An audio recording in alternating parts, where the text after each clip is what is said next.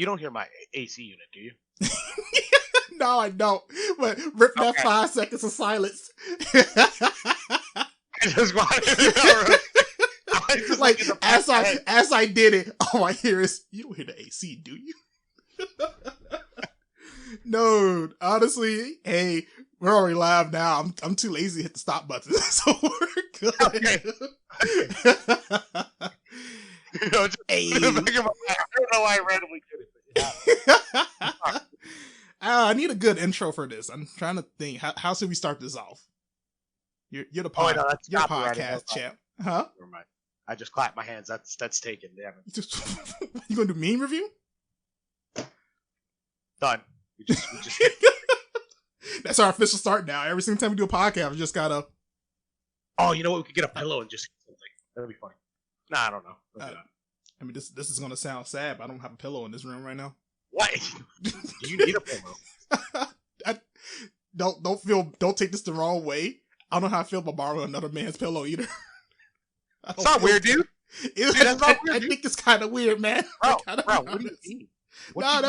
That's boss levels of weird to me. I gotta be honest. Bro, another man shares another man his pillow is nothing, bro. It's just a pillow, bro. Just take it. Nah. First you tell him you take your pillow, now you tell him you take off your socks. That's how it works. If I'm wearing socks, it's legit. Alright, it's not weird, alright? Fun fact, I'm probably never going to wear socks while I'm recording. I don't got no socks on right now. No, I just realized I don't think I have socks either. That's a problem. No, we found our official intro. We just take off the socks, and that's when we start getting going. I love that. I'm actually down for this. I will take off my socks. I'll do a recording of it. Everybody, welcome to the I'm a Grim podcast. How's it going? Yeah, you're beautiful. I'm just gonna say you're all beautiful. You're breathtaking. I don't know if I would go that far. No. well, all right, now I just look awkward. Hope you're happy. Welcome. Shoot. What were we even talking about before that happened? Hello? I know. We're gonna get into the Marvel thing. That's what I'm scared about. Yeah, you've been waiting to talk about the Marvel for a while. So, all right, let's just hop right into it. Marvel Avengers, dude. The game. Okay. You played the beta. I didn't touch the beta. I just watched people play it. How you feel about it? So I think the beta was beta was good. I thought it was really good, actually. Like, it played pretty smooth for the most part when the frames didn't drop, because I had some times where the frames would drop and it looked kind of horrible. But it's a beta. It's what you expect. It's a beta for a game coming out in 3 weeks. True. That is right. But the gameplay was pretty solid. I actually really enjoyed playing Thor a lot and Iron Man. Those are my 2 favorites. And actually, weirdly enough, Captain America was actually fun to play. I don't know why that's so surprising to me. He's just the blandest character to me, and I don't really care for him. But actually, in the beta, I was like, yo, Throw My Shield is pretty lit. I'm not gonna lie. It's ricocheting around. Feels good. It really does. And when you grab it, it's fucking lit, too. I've seen people play just about everybody inside there. For me, I felt like the 2 I probably would love the most being Iron Man and Black Widow. Their combos look real good. Yeah, Black Widow actually plays pretty good in her combos, but I don't really like her abilities too much, honestly. Yeah, her abilities seem pretty basic. Yeah, they're really basic, honestly. Other than that, it's a gameplay. The loot, that's kind of what I'm scared about, is how the loot gonna work. Those eye levels.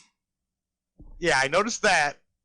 And I wanted, because this is the definitive thing. People were saying it'll get done very quickly because the combat's very simple. Mm-hmm. It is true. It is a simple gameplay. Punch, use abilities. It's like playing Marvel Ultimate Alliance. I love that game a lot. Yeah, same. But that game also had a shit ton of characters that was absurd. That balanced it out, so you didn't care about not having loot things like that. Mm-hmm. Yeah, and you didn't care about if it was linear or the combat wasn't as extensive, From what I watched with this, it does seem a lot like, hey, we want you to focus on this one character and care about it a ton, which is kind of hard because their moves are so limited in it.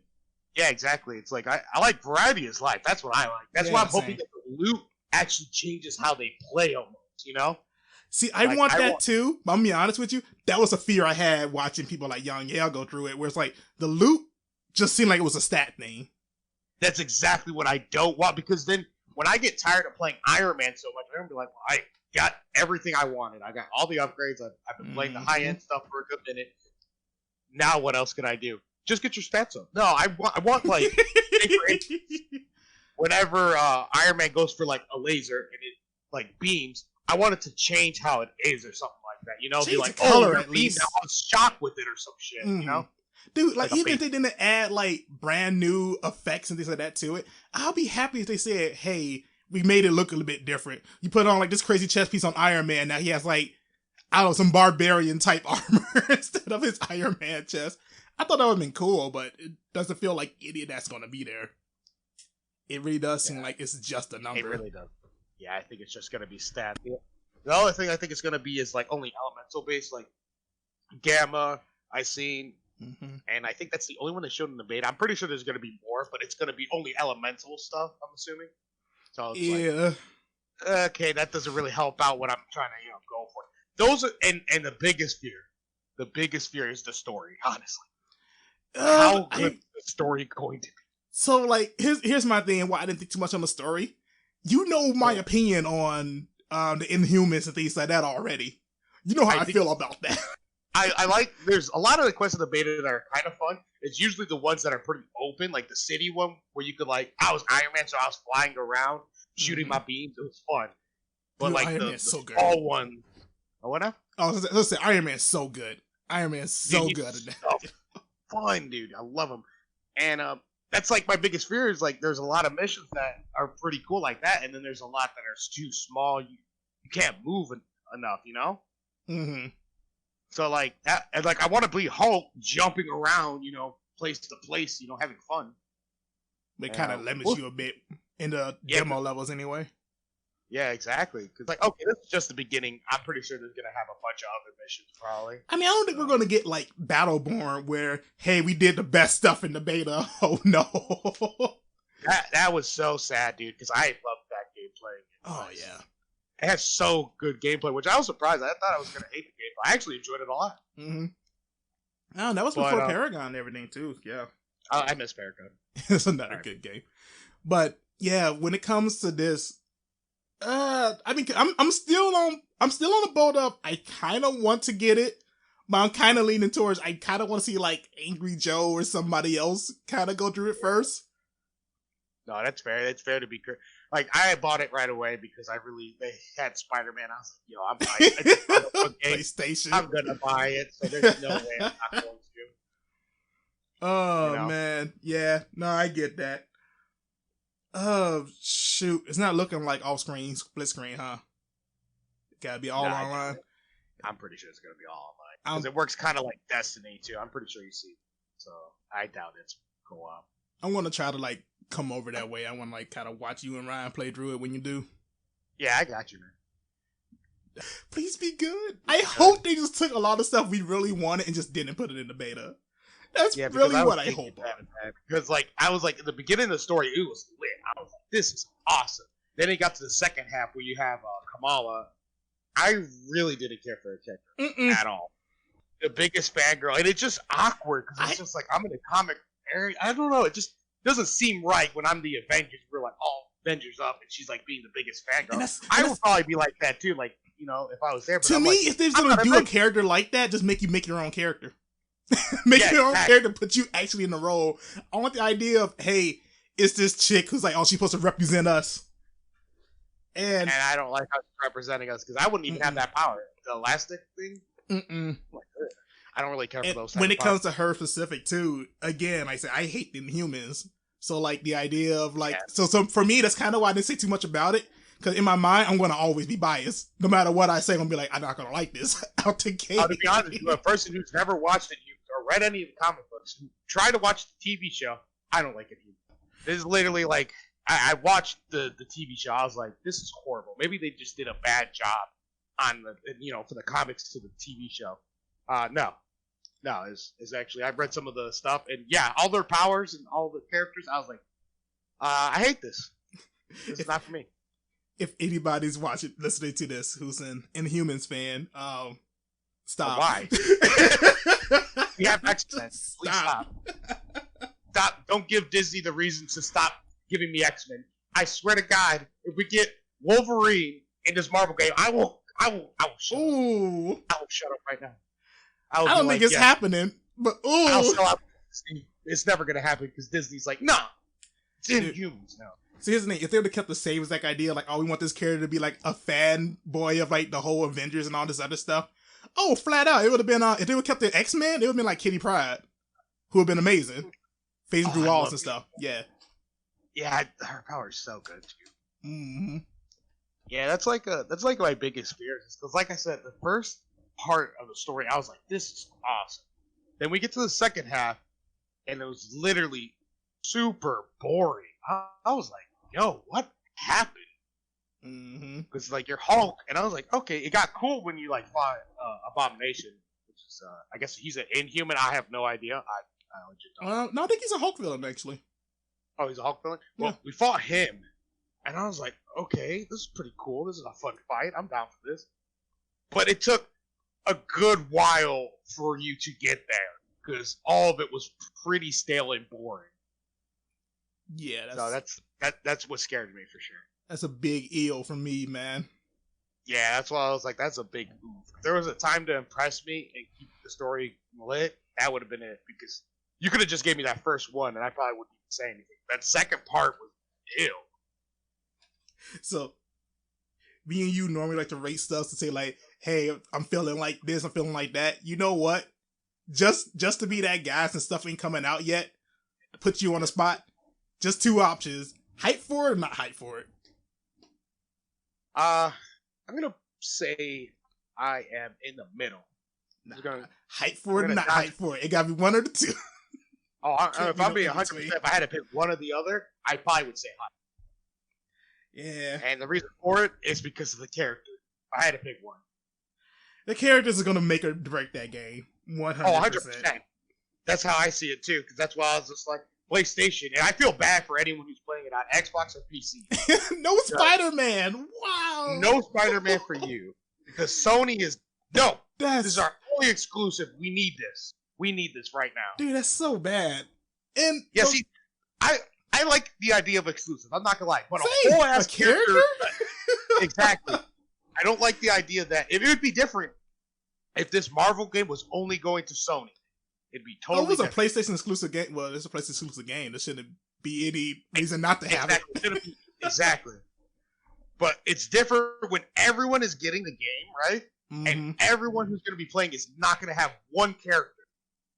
That's kind of bogus. I'm not going to lie. To me, this is like a big hero beat 'em up. And to me, the idea of taking out a hero, you're essentially saying, hey, we're taking out part of the game. You're getting less of a game just exactly. So now I have the better version of the game than somebody else. Just straight up. Because I have Spider-Man. Yeah. There's no argument to it. Most people are like, oh, well, like, I don't care for Spider-Man too bad. You're in the minority. You're in a hardcore minority, and you're getting less for your game because that's a character that's just straight up coming up with me. So you're literally... We went to the same store, but I literally got the better game. Jordan. You got the real game. It's like I got the better shoe, and you got gypped out. It's not bad what you got, but at the same time, we came for the same thing. This is me arguing it, and I'm a PlayStation fanboy now. You know, I used to be Xbox until they ruined Halo. Until they ruined Halo, delayed the new one. Oh yeah, I was gonna mention that too. I heard. I'm sorry, the Xbox fans are just they must be crying somewhere. Dude, I'd be crying. I mean, this will lead into a whole separate rant, but when it comes to Xbox, I don't see a reason to own an Xbox. Like all their games, really give no reason either. All their games come to PC. I mainly play on PC. Their exclusives really aren't that great to begin with. Sea of Thieves. I rest my case. People are saying it's fun now after all these updates. It's cool. Cool. You know what was fun at release? You know what PlayStation games were fun at release? Persona 5, God of War, Beyond Horizon, Spider-Man. I think that Spider-Man now is my new favorite Spider-Man. I would go that far. You know what you still get? So good. You know what you still get? You still get Miles Morales later this year too. I can't wait for that. I love Miles Morales. He's one of my favorite new additions to the I would love it because that was my first complaint about the original Spider-Man is that they had Mary Jane and Miles Morales. That's the only thing that hurt a little bit is that you like, oh, let me get past and hack and get past and no, I want to play Spider-Man. Yeah, they're weaker sections of the game. I want to fight and beat up criminals. I'm not tiptoeing here. I want to fight. Hopefully, and that's why I wanted Miles Morales to have power so he could do that. You know. So I'm hoping that's what the line they go down for all this. Same. I would like that more. Getting a PS5 for it? Yeah, I probably would get a PS5. I'm not going to get on it right release. That's what I meant to say. No, I'm sure me and you both are going to buy a PS5 because, like, to me personally, to get Xbox. Mm-hmm, like, if you're going to get a console, I feel like personally I would still say PS5 or Switch, but I'm like, it's going to be one of those two. Honestly speaking, depending on like your preference, like if you're like on the go, obviously. Oh, if you're on the go, Switch, Switch, 100%. But if you just want to like come towards it, I would say PS4. I mean, I'll go a step further to say, if Switch had PlayStation games, I would say Switch is probably the best console I've ever been on my entire life. Oh, 100%. Because Nintendo actually, again, has high-grade exclusives. Mm-hmm. Straight up, they're pretty good. Like, I love a lot of the games. Like the Fire Emblem games. I love Fire Emblem. I thought it was dope. Literally got a Switch just for that. Oh, you played the new Three Houses? Yeah, I love it. Hey, I'm glad you did. Great game. Really fucking hard. Oh, this is your first Fire Emblem experience, isn't it? Technically. I played some with the one that had Roy in it. Oh, on Game Boy Advance? Yeah, I never finished it, though. Oh, God, that's real old. That's why I say technically. I get that. No, great series. It's from 3DS onward. I recommend all those games. I will say that's the thing that kind of sucks from Nintendo games, in my opinion. Once the generation passes it, like 3DS, trying to get a 3DS to play a specific game hurts. Yeah. Yeah, now that, because like Nintendo also kind of did cut ties with that. It's like, what's the point of getting a DS now? And don't get me wrong, I still love the Switch the most, because I was just thinking it was going to be a glorified iPad, but then I suddenly realized this is way more. This is awesome. Still hate the controller? Oh yeah, 100%. I'm in the minority. I love the controller. I'll get me wrong. I'll always use the GameCube controller over it too. Oh, I know you would. But I don't hate it like a lot of people do. I just think it's all right. It don't get in the way. I think it's. I like 5 fighting games using those controllers. And tell me if you don't play. Okay, that's look. What I thought. Exposed. All right, you put me on the spot with that one. It's only fair, right? No, it's not. Because that's the reason why I haven't bought Smash on my Nintendo Switch Lite. Because I'm like, if I buy this, my Switch is gone. Or, like, gone. Because I'm not kidding you. Like, I know you can actually set it up where you can play the controller and then set it up and play it that way. Mm-hmm. I like grabbing it like it's a PSP and just playing it like that. I like that way more. Oh, that's so good. Just taking it out the dock and just, like, moving around with it. Yeah. Even if you're just laying on your bed, it still feel comfortable. Oh, yeah, dude. Oh, yeah. It's amazing. But, yeah, so, like, overall, though, for that Marvel game, what I got from the beta, if I also had to rate it, too, because I am hyped for it, I think if I had to rate it, it would be like a 6. Like, it's slightly above average. Is 6 above average? I think 6 is, like, just average, isn't it? Let's just call it average, because it's kind of what it was, honestly. Like, it wasn't horrible, but it also wasn't amazing. Because, like I said, it's just a beta, so you can't really get much out of it. Well, you can get a decent amount. That's pretty much how I feel about it. I want to see. What do you want out of it? That's the thing. What do I want out of it? Yeah. So I was talking to Ryan. I'd be like, dude, this would be amazing. And I know I'm probably not gonna get it. But what if we had like daily raids? We're like, oh shoot, Ultron's here. Everyone assemble. And like literally, you're on like a clock and trying to beat Ultron. And you get like crazy rewards. And everyone's trying to beat Ultron going into this mission, right? I'm gonna tell you something when you finish, but keep going. I know. I wish. It's not gonna happen. Here's what goes through my mind when you say that. Here's how I think they're gonna mess it up. I think it's gonna play just like Xenoverse 2 raids, where it's gonna be these big giant portals you go into. It's gonna be these buggy messes where you gotta fight big bosses. I'm gonna be so sad, dude. Right? Like everything you said, I was like, Xenoverse 2. I hope it's not. I hope it's better than that, but. Like, Xenoverse 2 had so much potential. That was just lazy effort. That's really what it was.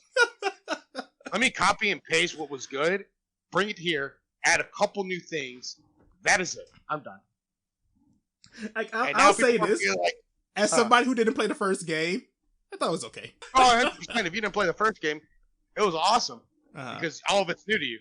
Me, somebody who had to do the parallel quest with you, knew word for word what was going on, and I was kind of pissed. That was creeping me out when you like say the stuff they were going to say for it before they even said it. Because I knew I've done it so many times in the first game that I know what's going to happen in the second one. That's so lazy. I'm like, bro, give me some new stuff. And I know people are probably going to be stepping on some toes. People who love Dragon Ball Z, and I love Dragon Ball. I absolutely love everything about Dragon Ball Z. Mm-hmm. Doesn't mean I'm going to give it the benefit of doubt that it was a terrible game in my eyes, because it was lazy. People are going to be like, well, it's got so many updates and DLCs that make it so good now. And I'm like, DLC, dude, if I had to pay man, extra stuff just to make it any better than what it is, it wasn't worth the effort. Really, it's just there to keep getting money from me. Because I remember when we were trying to play against, or not play against, we were trying to do a raid, and we couldn't do it because it was straight up just broken. It didn't work. It was like pure RNG. The Janemba one. It was Janemba. Oh, okay. So you had to fight like 10 bosses back to back to back in that one. Yeah, and then like straight up his health would just start regenerating. You're just like, what the fuck am I? What? Yeah, for no reason. You know, you be beating him down, he'll just start healing up.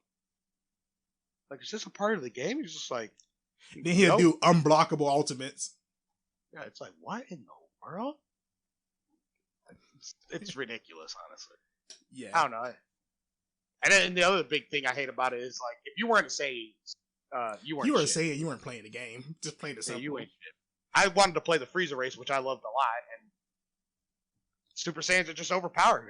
And don't get me wrong, I understand it, but at the same time, there's got to be some type of balancing, man. I would bring in brand new races. I would, like, to me, Xenoverse. Give me the Demon Race. Yeah, Xenoverse tapped into this a little bit. What they should have did, just go full all out with, like, the Dragon Ball style. Like, just your own original Dragon Ball story.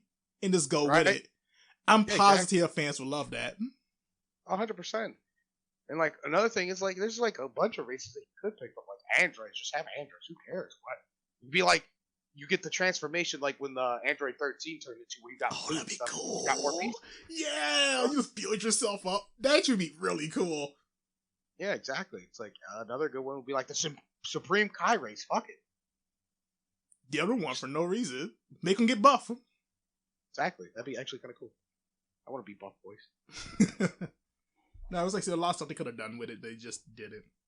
And it's heartbreaking. Yeah. I think that's kind of the thing for both. I think our expectations were just way too high for it. Yeah, that's kind of how it is sometimes. Because Bandai games, I love some of them, but I don't. Some hit home. Again, mixed bag, but I loved Covane. Covane was great. Should have been a harder game, but it should have definitely been harder. It was too easy. Oh yeah, dude. The reason it took me so long because I was running with it with Angie the entire time. And Angie take 5 years. She tries her best. It's great. That's funny, but yeah, it's a very nice and appealing game. Though I'm not gonna lie. Just creating your character was fun. Going through the story was pretty dope. Just trying to figure out what was going on. It was a fun experience. It was a very too easy one, but it was still fun. To bring us into another thing. Yes. Something we both kind of pretty hyped for. Borderlands 3. All right. Creed. So, Borderlands 3. It's all about going to Creed's mind, and the level caps for the game go up to 65. Can I just get a new character? Can I just get You ain't getting it. You ain't getting it. Just stop. It's never happening. I want it. Randy said it himself. It's too much effort. Randy, why? I just want to play your game more. That's all I want. To me, that's the big thing, too. I feel like, because they're saying, like, oh, we're worried it won't sell too well this late into the life of it. But I'm also like, I feel like, Borderlands 2, we got Creed, like a year and a half after the game came out? If they were so worried, they must have had backlash from Borderlands 2, and I don't think they had any backlash from Borderlands 2. I mean, the fact that they're making this DLC proves they did it. Well, Creed was a real big fan favorite in the community. They had fucking DLC on top of it. They had fucking packs. Dude, they had Hunter packs, yeah. So that's many of them. You're so afraid of it. I don't understand, because you could have made some new characters, and that gives me a whole reason to literally go back to the beginning. And play the entire game again. Exactly. Mm-hmm. I will admit, it's like, I want new characters just because, I'm not saying the characters they give you are bad, but some of them just don't hit the mark for me. You know, they don't. I feel like it's specific for everyone's playstyle. I'm not saying they're bad. I mean, we can go through the entire list for it because Yeah. Zane's the only one I haven't touched, but that's mainly because I played with you and you're always on Zane. Zane is literally my favorite character. Yeah, everything about him I feel like is what Borderlands wants to be. You have the humor. I love his playstyle. Cocky, he's funny. Mm-hmm. He's got good abilities. His abilities remind me of some old / some new. You know, like he's got the clone thing like Jack has, which is super dope. Mm-hmm. And it has added stuff where he gets your weapon and stuff. And he's got the Sentinel drone, or you can shield him. He's like the versatile. He's like the all-arounder. He's a jack of all trades. I love it. Yeah, pretty much. And to go into the next one, the one I'm sure you haven't really touched at all, my girl Mose. I enjoy her playstyle. They had to do a lot of tweaks to her. Yeah. To get her to where she is now. Because one of the issues I had with the game beforehand was her mech and flak plex. We kind of hit a point where it's just like, don't ever use them.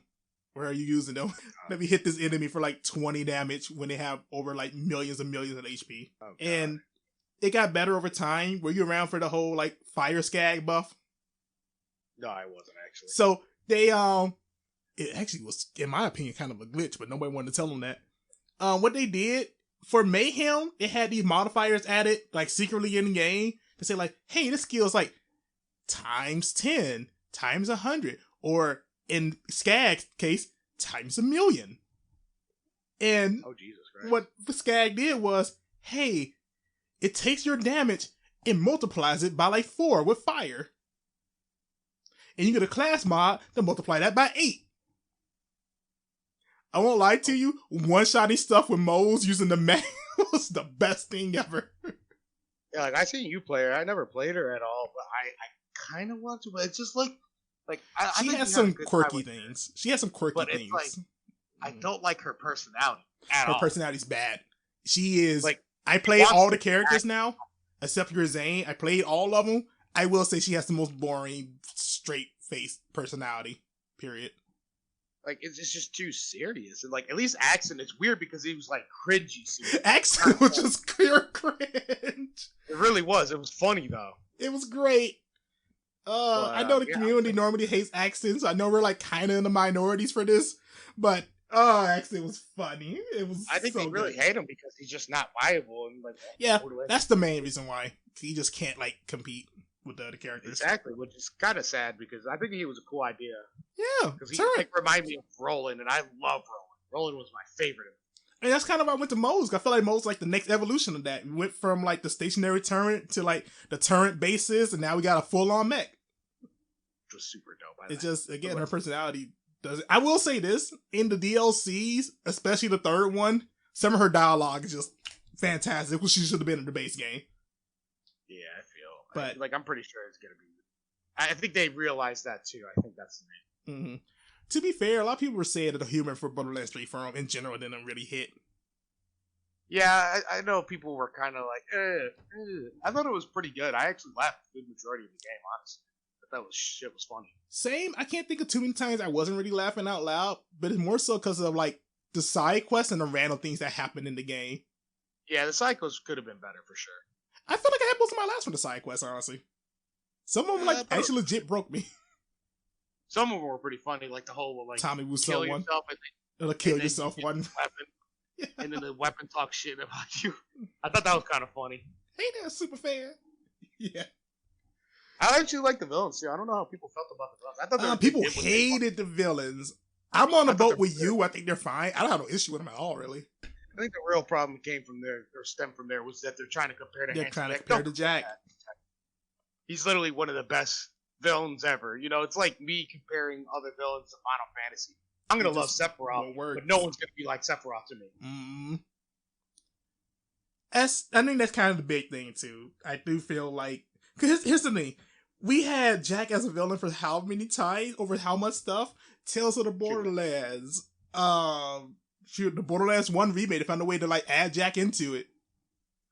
Pre-sequel. I guess technically pre-sequel, yeah. Yeah, you know, it's more like working with him and then watching him turn bad, but still.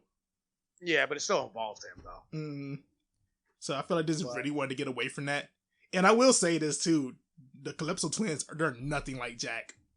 No, God, no. Like I said, if you're comparing them, they're nothing as good as Jack. But that's the problem, is that you shouldn't compare them. You should to Jack, because that's literally one of the best things you would get. You're expecting them to have the best villain after Jack in their next game. That's just not going to happen. That's not reasonable. I mean, to me, here's the thing. I'll take the problem they have of they try something new and then make it as good as Jack, versus the problem Far Cry had, where it's like, hey, Voss was the best villain ever, so let's try to make every villain like Voss. Right. And it just isn't good. Exactly. It's like, I don't want to keep getting a reskin of it. Leave them how it is, just go to the next, because like I said, it's just like, you're going to get some that are like perfect, some are not, Mm-hmm. That's why I just keep rather taking the brand new ones over and over, trying out different things. They're definitely going to find a way to tie in like the Calypso twins for the whole Creed DLC. 100%. Yeah, I think so too. Like the fact that Creed didn't get any Avengers for that, oh yeah, for sure. I think so too, because like Creed, like how they did Maya, like the only messed up. The only thing I really didn't care for, I wouldn't say Maya dying, but the way whole Ava handles it. Exactly. Yeah, Ava literally came in here, was cool. I actually liked it in the beginning. I thought, dude, I've replayed through the entire campaign with Alex recently, and yeah, I do feel like Ava's perfectly fine until the Maya death. She does like a huge, like, and I get it. It's like, well, she just lost like one of her, like, her mentor / like, yeah, guardian and all this other stuff. But to like, me, you're the reason she died. 2, you're blaming everybody else for it. 3, everybody's telling you, yeah, you're right, it is our fault. Like, and I'm just like, what? It's actually your fault because you literally caused her death. It's bad. Yeah, I'm gonna say both as Joe. I do feel like if this the direction it goes in, if this like where Borderlands wants to go, I'm like, dude, I'm checking out in the story. I'm still playing for the loot and everything, but I got no interest whatsoever. That's like my problem too. Is just like, yes, you complained the entire time and blame me. You are now the leaders of the Crimson Raiders. What? What? Hold up. What? Are you out of your mind? I would have took Tannis. I would have took a lot of other people. I would have took Marcus. I would have took fucking Brick. Brick don't even know what to do. Tina, just so many other people who like deserve that position more. Like too many people, honestly. I pick a lot of other people. I pick Reed. I'd rather pick Reed, and he doesn't even know what's going on. I will say this though, like as far as, and this is just like pure story, DLC's been hitting it out the park. Yeah, I actually really like all the DLC so far. Like, there's not a bad one now for me. I'm gonna tell you right now, you haven't done the third one yet, right? Yeah. I like the third one probably more than the Tiny Tina one in Borderlands 2. Oh wow, I'm gonna have to play that soon then. Like story wise, it felt like an actual full on Borderlands story. Like not Borderlands, but like a full on like Clint Eastwood, I'll watch this in a movie style story. Oh my god, that's what I'm talking about. And that was great. I loved that from beginning to end. Villains in it was perfectly fine too. I love the aesthetic. I loved even the small things. I won't spoil too much for you, but the way to make the loading screens look. I stopped, I was like, I love the way these loading screens look. I never said that about a loading screen in my life. You're hyping me up. I really want to play it now. Sometime probably this weekend if you're down for it. Could that go through it? But because that's kind of all I have to add on the Borderlands things for now. If you want to hop into DC fandom, the big bulk of all this. Yeah, it's a huge bulk. Dude, I was just thinking of more freaking Borderlands. I'm like, man, I love Borderlands, dude. That's such a good game. It's great. I do kind of hope they just full on make a Borderlands. Like, part of me kind of wants them to go straight to Borderlands 4. Because 3 I feel like is really good, but I don't know how you feel about it, but I feel like 3 was just kind of missing something that I loved in 2. I don't know what that something is, but... Honestly speaking, what I think it is, I just felt like... I think it's because, like I said, it was a good game all the way through, but in the beginning, it felt way too easy, and I think that was the biggest thing. And it had very cool bosses that were real cool too, but it's just like, it didn't feel like impactful. It's kind of a cakewalk because of how easy it was. You know what didn't help? You know what didn't help that either? Adding the whole mayhem modes. Yeah, because now it's like the mayhem modes just make it seem like now it's random whenever it happens. I personally don't like that every single time it's something different. I'd rather would just take an overall just harder game. I mean, again, that way I don't have to worry about that they're ricocheting bullets now. You get an easy kill off of me because I didn't know. 75% less damage when you crit. Yeah, it's like the stupid like things, and I'm like, bro, I just wanted a harder game. You don't have to make it fucking random. What they could have easily had done, another game me and you both love, they could have easily just went the Diablo route. Like, hey, here are the torment modes, where all we do, the enemies are stronger, they have more health, they have more defense. But brand new loot for each one of these modes. Exactly. I would absolutely love that instead of this whole mayhem mode, which I don't know what's going on with, like why I'm dying. Literally. It's just, I'm dead. Like, I don't know why. Life alert. I fallen. Let me look. Oh, anointeds are literally the strongest thing because there's like a bunch of multipliers specifically to them. Oh wow. Dude, the anointeds were the worst thing in the world. Oh, yeah, I'd rather fight a boss than him. That's the thing that kind of upset me too. I know back when me and you first stopped playing the first time, back when Mayhem 3 was like the max mode, it did kind of feel like it almost encouraged you to say certain enemies just aren't worth the time of killing in a looter shooter. Like that's backwards. Right. It really is. And I think it's just the fact of like I said, Borderlands 2 had a hard difficulty and it was fun going through it though, you know? Like it felt like, and I think the other thing too is like, obviously there's some stuff that's cheap, but a lot of it really is in the story of it, you know? I will say, I never really thought.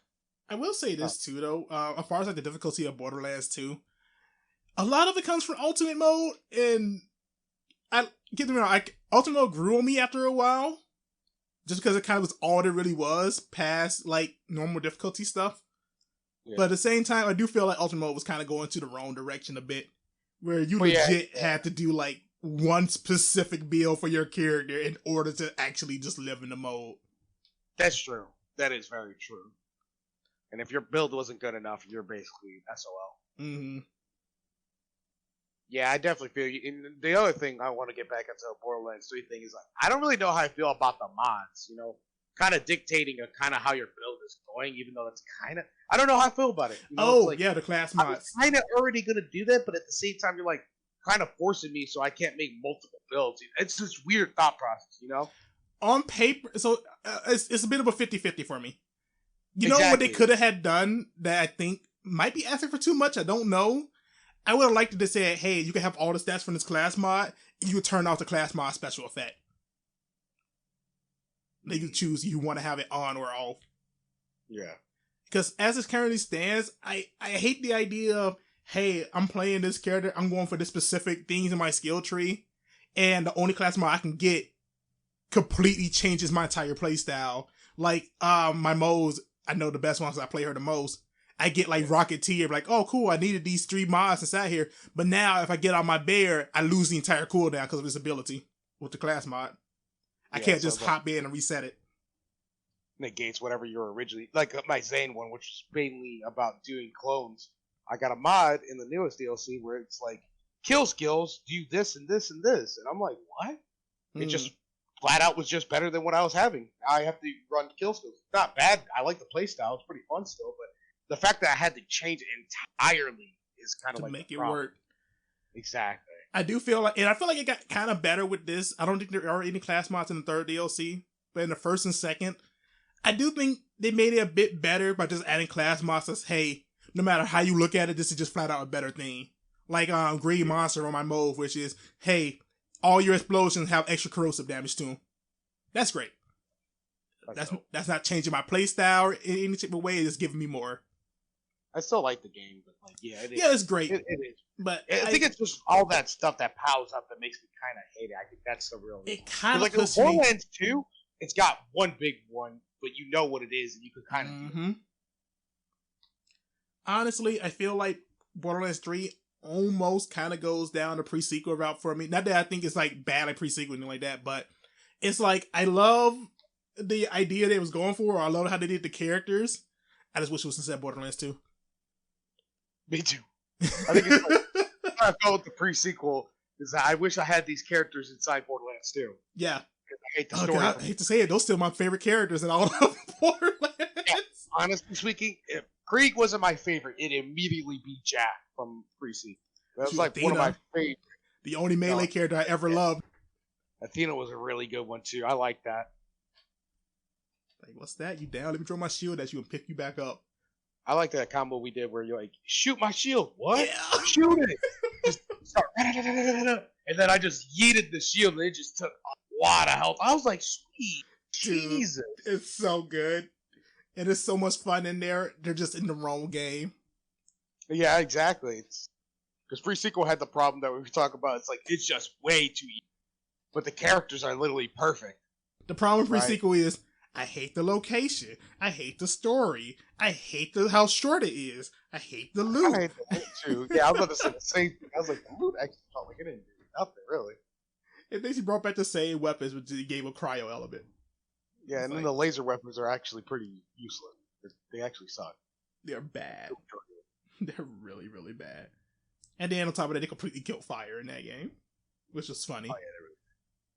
What was I going to say? I was going to say my opinion of DLC. I actually really liked it. 1, 2. It's really fun. The handsome one, and then the Hammerlock wedding with Jacob. I thought that was. It was funny how it ended, though. With the wedding. Kind of random, funny. But I loved it. Honestly, I just like the thought process how it started. Like, I do feel like, you know what? And just to give like a quick comparison, Borderlands 2, how would you rate those DLCs? Like, starting with like the pirate booty, where would you put that at? I put that at a hard 7. All right. Next one being Torque. Go for it. A good majority of it, but it did feel like a little, kind of got boring after a little bit, you know? That's kind of how I feel about it too. Is you only can really spend so much time in a giant sand desert fighting worms. Yeah. Like I said, it's good in the beginning and it's really funny, and then it keeps going and it gets a little lower, and then it gets back up when you get to the end and all that. From that lighthouse to the end, it's actually really fun to me. Yeah, exactly. That's what I was like saying. It's like it takes a dip down and then it goes back up. Yeah, that's about where I feel about it too. I'll also give it a 7. I mean, I don't know how I feel about this. I feel like I'm going to go lower because of this, but Shade is the worst character I've ever seen in my entire life. Who? Yeah. All right, there you go. That's all you need to say. That was a dude. That's a creepy dude. That's a creepy dude. I hated it. He was creepy. It was funny though. I'm not gonna lie though. Yeah, that's kind of why it's like they did what he wanted him to do. They wanted him to be creepy. They made him creepy. I don't know who the actor is or whoever did the voice. It's scary. I never looked it up. Good though. He did too good of a job. That's why I didn't look him up. Next on the Torque DLC. Is the what now? Good old Torque badass creator of bad attitude. I'm gonna give that a hard 9. Yeah, all right. I almost want to give it a 10, but I really can't. Just the location for me. Yep, exactly. That's the biggest negative I have. Is the location. I really didn't care for it. But every time Torque said anything, gold. Absolute gold. Every single time. I didn't really know the location, but I loved everything else going into it. Like it was like the badass creator of bad attitude. Like that's not what it's called. Badass creator of bad attitude. Yeah, that intro movie, dude. The moment you see that intro movie, you're like, all right, they hit it out the park on this one. They know what they were doing. They did a good job. I really did like it a lot, but yeah, like the location is just like I don't really like the map layout, how it looks. You know, I wish it was like more crazier. Like I wanted it to look more like some Mad Max stuff. You know, it's I just more desert. An explosion, yeah, flamethrowers going out of everywhere. You know, I wanted that. That would have been a good way to do it. Actually, just make it like a big Mad Max style. The vibes of. Mm-hmm. Everyone's crazy. Everyone loves explosions. Go nuts. And it's a big giant fight arena where everybody where everything goes down. Yeah, exactly. Mm-hmm. That's why I was like, it's pretty light. Hammerlock. That is probably the lowest one. I would probably give Hammerlock's DLC. I give it a 5. Give it a 5. I'm going to be a little bit harsh on that one. I really didn't like it. You're still being more generous than I was going to be. Oh, you right. I am the more generous one. Like a That's 5. A hard 3 for me, dude. Hard 3. I understand completely. Because like I said. I mean, go ahead and say your thoughts on it, because I'm probably going to have a little mini rant. You can go ahead and have your mini rant, because mine's going to end short and simple. It's boring. The story's not good. Trap and Hammerlock are just inside of it. The enemies are super annoying. The witch doctor is like the most annoying thing in the game. Like, hey, let me this thing where you really can't do damage to me, and I have this tornado that will always one-shot you. And it's always like 40 of me. I'm a regular ad. So you gotta kill it with melee, which isn't a problem so much for Creed for the most part, but everybody's Creed. I get near him and that wind hits me. It hurts. I know. It hurts, man. I can blood explode this entire world, but sweet Jesus, if I get hit by that tornado, I might as well just lay down. The side quests inside of it aren't that good. I will say this, the story is kind of funny with the way the final boss ends. I feel like the final boss sums up that entire DLC. Yeah, 100%. That's kind of the reason why I give it a 5, because I love that part so much. I love it so much. For anybody who doesn't know, essentially you spend this entire DLC tracking this guy down. Then when you finally fight him, you watch him trip downstairs and die. And it's beautiful. It's great. It's definitely the hardest villain I've ever fought in my life. Oh, then you have the 2 invincible bosses. You have Voracious, which is a big motherfucker. Oh God! I don't know if I want to give it more points for having like the first actual boss and maybe go, wow, I don't know if this is doable. for real. Oh man, he hurt. He hurt so much. The big thing with him was just the fact that like I don't know if I want to give it credit just because it's like it really is just a fight that just isn't meant to be fair. It really isn't. It's hard for hard's sake, literally. Yeah, just cause there isn't. To me, what it kind of comes down to is like Terramorphous, all that fight will be hard because like all this stuff going on with it. Hyperia's, it will be hard if you have all these ads that are like super tanky, keeping him protected. Yeah. So I get that. Pyro-P, that's just a joke. Yeah, Pyro-P is an absolute joke and it's hilarious. It's funny. It's comical. And that might be why they made Voracious the way they did. Oh, yeah, they were just like, oh, you guys got this relief? Nah. Hey, let me show you why Pete wasn't that bad. I'm show you a real threat. I supernova every 5 seconds. Every 5 seconds, twice. What? And if you get to a certain amount, I literally just kill you. I just one-shot you. Screw the health gate. I'm like, oh my lord. He was a hard fight, man. He was a really, really hard. What a lot of people forget about is there's actually 2 invincible bosses in that DLC. Yeah, the giant one. I was thinking about that. Godzilla. That thing is one of the worst things ever.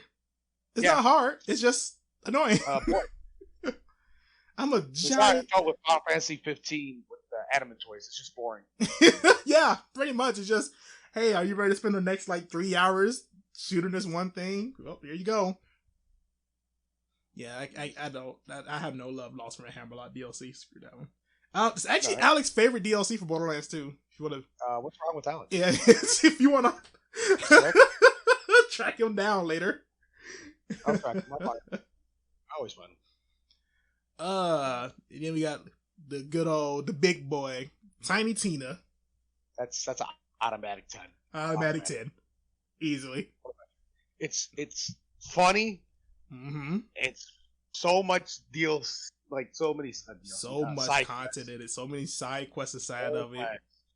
And it's like so like but still it's just so much. So much. So many good. It felt like a good send off for the game too. It did because you get a little bit of closure with Tiny Tina and like how she feels about Roland, and that was sad. Yeah, having her kind of terms with that.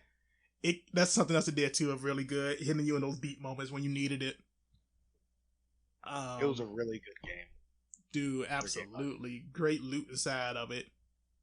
And I know you're not a big D&D guy, but just like even like the big D&D like style theme area, loved all of it. Really cool. I loved it a lot. It was just a blast, man. And I will admit, it made me want to play D&D just because of how cool it was. Mm-hmm. I don't even like D&D like that. Honest to God, I know a lot of people who actually started saying the same thing. Like, hey, I never played D&D in my life, and I tried the Tina DLC. That should make me want to try it out. No, for real, man. I just remembered as I was going through that list, 5th big DLC for Borderlands 2. Really? What was that? Fight for Sanctuary. I guess I have no opinion on this one. Did you not play it? Or? Oh, wow. Bring it all back home. That's kind of why I like Borderlands 3. There's just so much like small stuff I feel like we're just missing from 2. Yeah, and it just amounts to it, you know. Mm-hmm. It makes it a way. It's all the small stuff that makes it like just not, you know, not too fun because like it ruins it a little bit. Like you'll have fun for a good minute, and then you're just like, oh god, oh, this mayhem changed. Now what are we dealing with now? Let me go check. It's a super easy game to play for a couple minutes after you beat it and go, all right, I did everything I wanted to do, and then stop again. Yeah, exactly. It's probably the reason why we haven't gone as hard as in Borderlands 2. We're like, I remember we literally beat the game, and I can't tell you how many times we literally replayed the game. Mm-hmm. Like legit, we've done it with multiple characters. We had ties. I know. I remember like my highlight for me when I played Gage, and then against like level 65. I was like, oh man, I don't know, I just can't do this anymore. You want to start over? He's like, yeah. Like just, no hesitation, because the game was that great that even almost max level final difficulty mode to then say, I feel like starting over, and it's like no hesitation. It's like, all right, cool. Yeah, because I just want to try out a new character too, and be like, oh, okay, I want to see how his perspective is, how he plays. I know after I like discovered Maya, I never swapped off again though. God, same. As soon as I discovered Krieg, I was just like, yeah, I'm done. This is endgame. Oh my god, this is so many good. This is the best thing ever. I can bloodsplode and I can just randomly yell nonsense. This is the blood. They found where I am and just like make this character revolve around him. Blood explosion is the absolute best thing ever. Give me Borderlands 3. Let me play as Krieg. If not, at least give me 4 and I get to play Krieg. That's all I ask. Give me Krieg back, dang it. I was hoping it was gonna minimal like bring back all the old Vault Hunters that were still around to be played again, but no. It seems like the big rumor, the quote unquote rumor, and I'm saying quote unquote because the skill trees actually have leaked online already. Dang. But apparently we're getting a 4th skill tree for all the characters. Really? With a brand new ability in each one. That sounds dope. Which, I mean, that's, to me, you're right. And I'm like, that's kind of cool, but I still would have rather took a brand new character. Oh, 100%. I'm still on the line of, I wish I would have had a brand new character. Mm-hmm. Not even gonna lie to you. But I'll take this, at least something, because I'm like, all right, now what new stuff do we get? It's something new, and I'll take that. Going off memory, it's Moe's gets something called Iron Bear that nobody knows what it is yet. Flat gets a robot pet. Dope. And Zane gets an Iron Man suit. Okay, then. So Zane gets the best one. Honestly, though, yes. Dude, come give me that Iron Man's ice. Randy might not give me a character, but I'll take this. Say this is still a win. Yeah, exactly. Yeah, but level cap 65. We're saying it's going to be the end of Borderlands 3 level game. It's still like if you had a rate, let's just rate it real quick, and then we'll go to the next topic.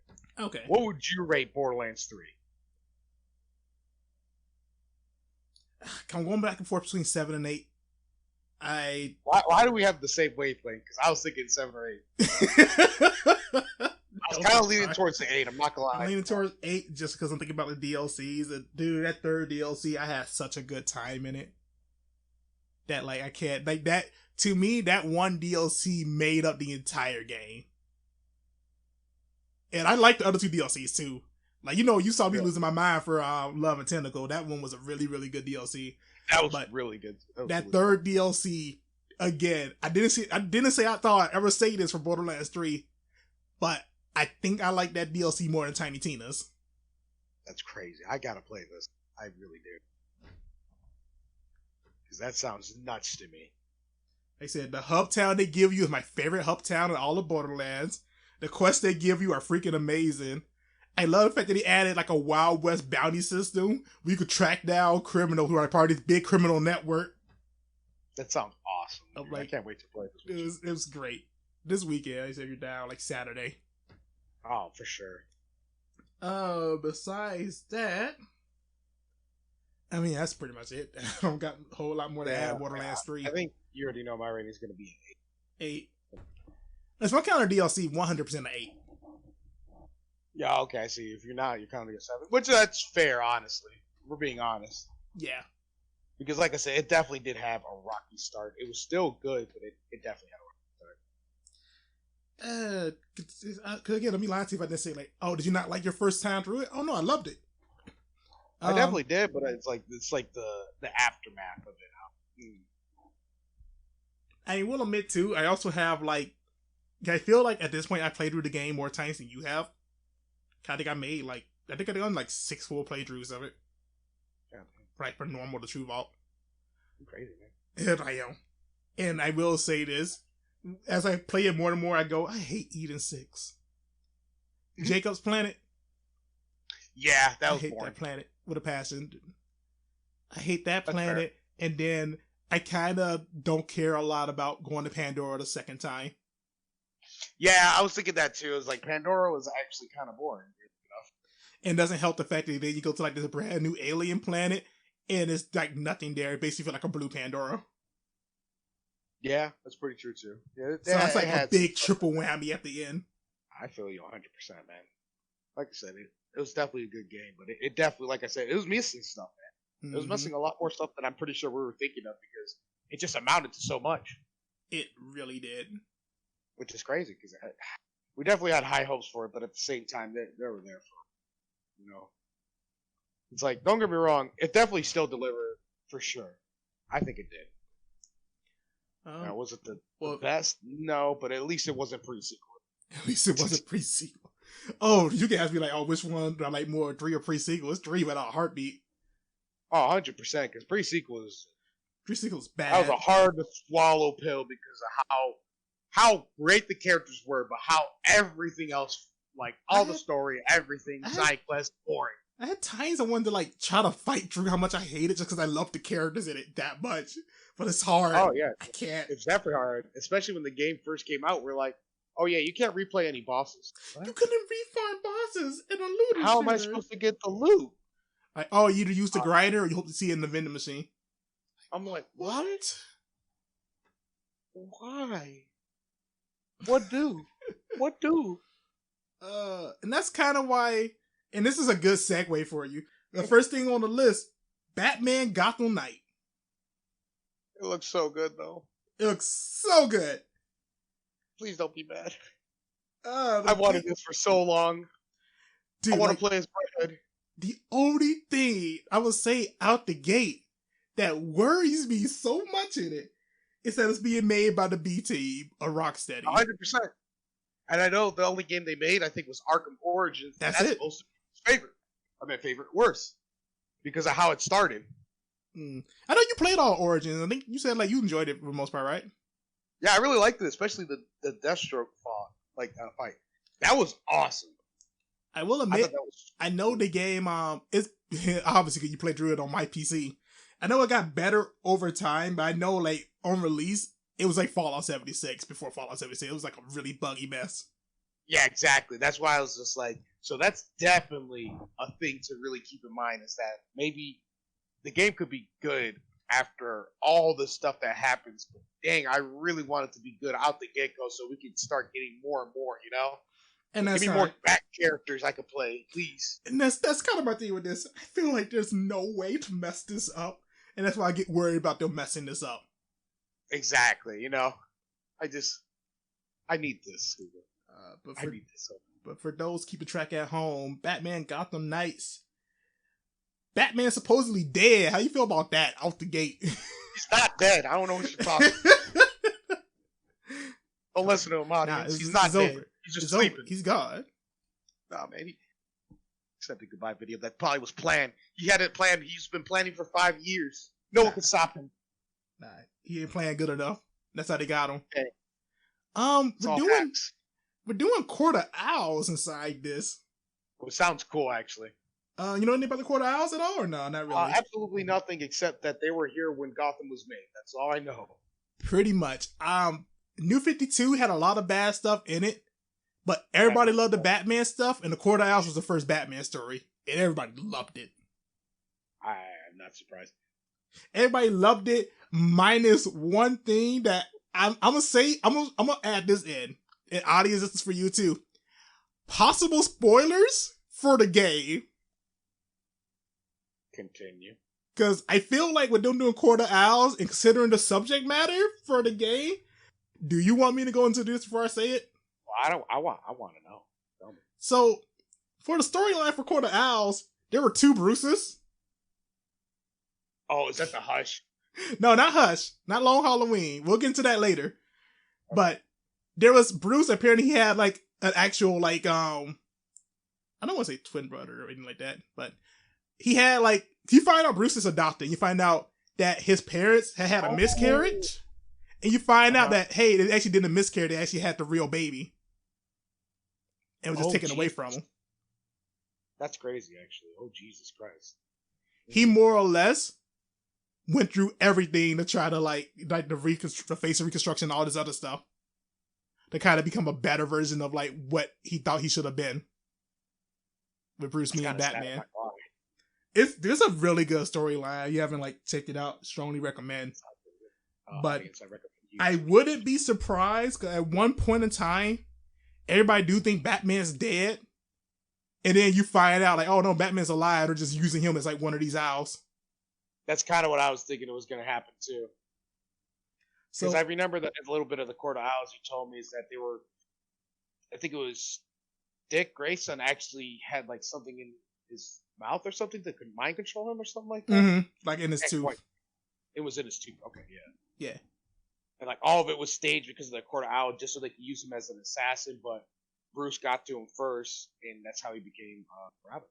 Yeah, which I think is super cool. I love that idea. That's super cool. There's like a lot more stuff than that too, but Ryan's the Nightwing guy. All that area. Yeah, I never really care for Nightwing. Neither have I. I just want to shoot villains in the face, bro. And that goes down to it too. You're gonna be Red Hood, I'm guessing, huh? 100%. The choices we have is Red Hood, Batgirl. They didn't say Tim Drake Robin. I'm gonna say Tim Drake Robin. That's Red Robin. Yeah, I think it is. There's nothing else it can be. It's not Damian. So then Batgirl's the last one. I want to play Red Robin. How do I not? I gotta play as my boy Jason Todd. He's my favorite for a while. Dude, that's gonna be a fun combo. Here's the problem with it though. 4 different characters to choose from. You ready for the first bad news for you? Yes. 2-player co-op. Yeah, I thought so. Okay, I seen that somewhere floating around, talking about 2-player co-op. That hurts. Still down. It hurts too. Cause I really wanted to be me, you, and Ryan. Red Hood, Nightwing, and Red Robin. The triple Robins would have been good. The triple Robins would have been so good. That would have been so dope. Nope. Can't have that. We can't be that lucky. Beggars can't be choosers, man. Beggars cannot be choosers. No.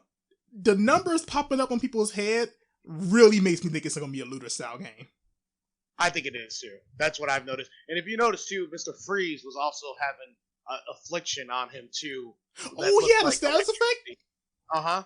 Oh. And we also got a status effect in the trailer, too. We had Ice. You're right. Mr. Freeze. Yes, so to me, that might as well confirms it. Uh-huh. Which isn't a bad thing. I'm happy about that. I kind of want that. I love loot. Give me more.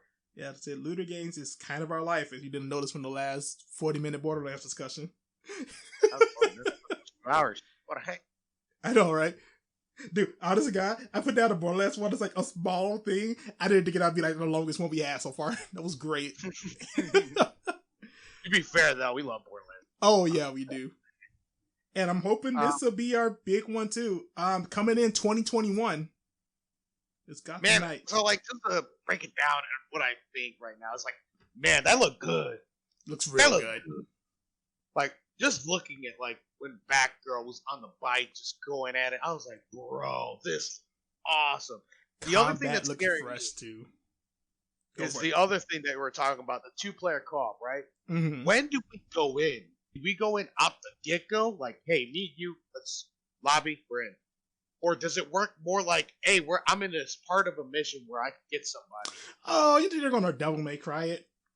That's exactly what I'm thinking. Because if you notice, the other Robin didn't come in until partway in the mission. Yep.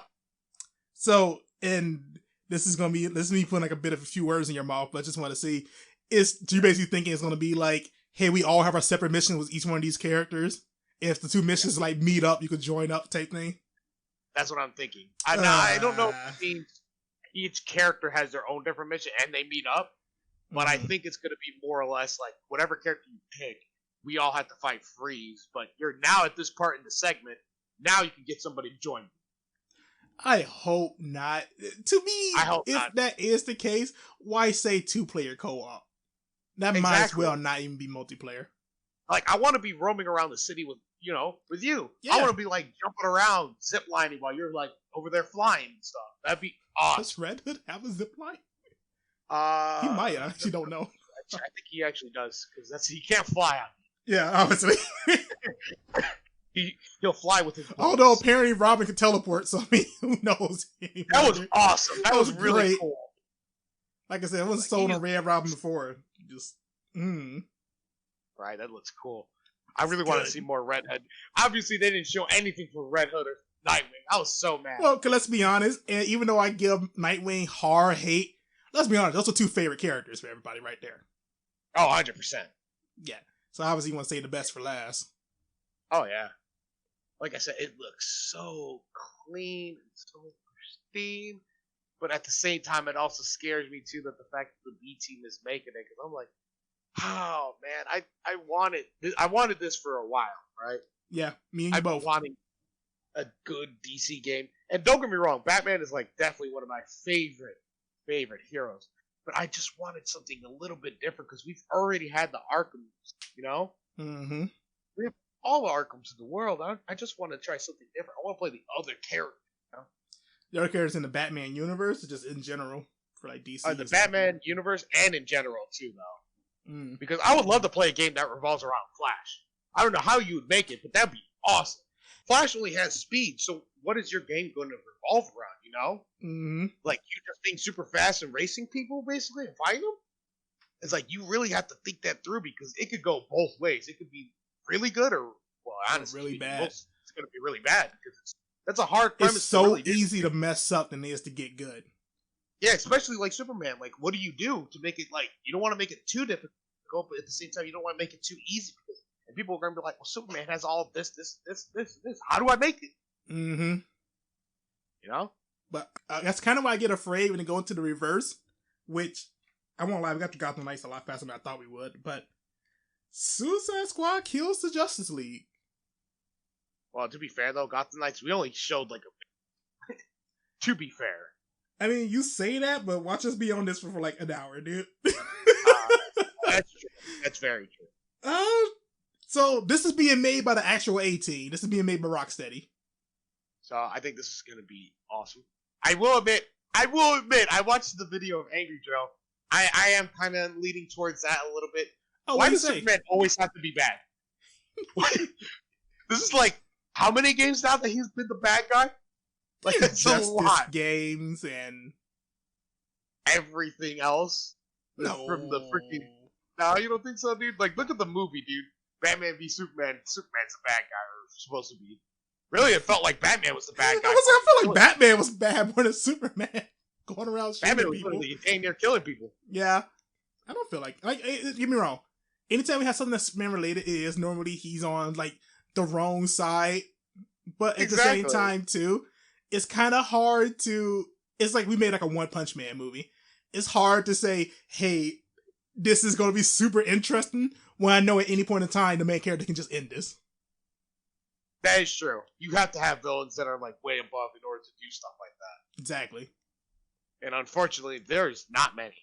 But that's the thing, though. I do feel like there are a good amount. I do feel like there are a really good amount. Like, get me wrong, I hate to say it.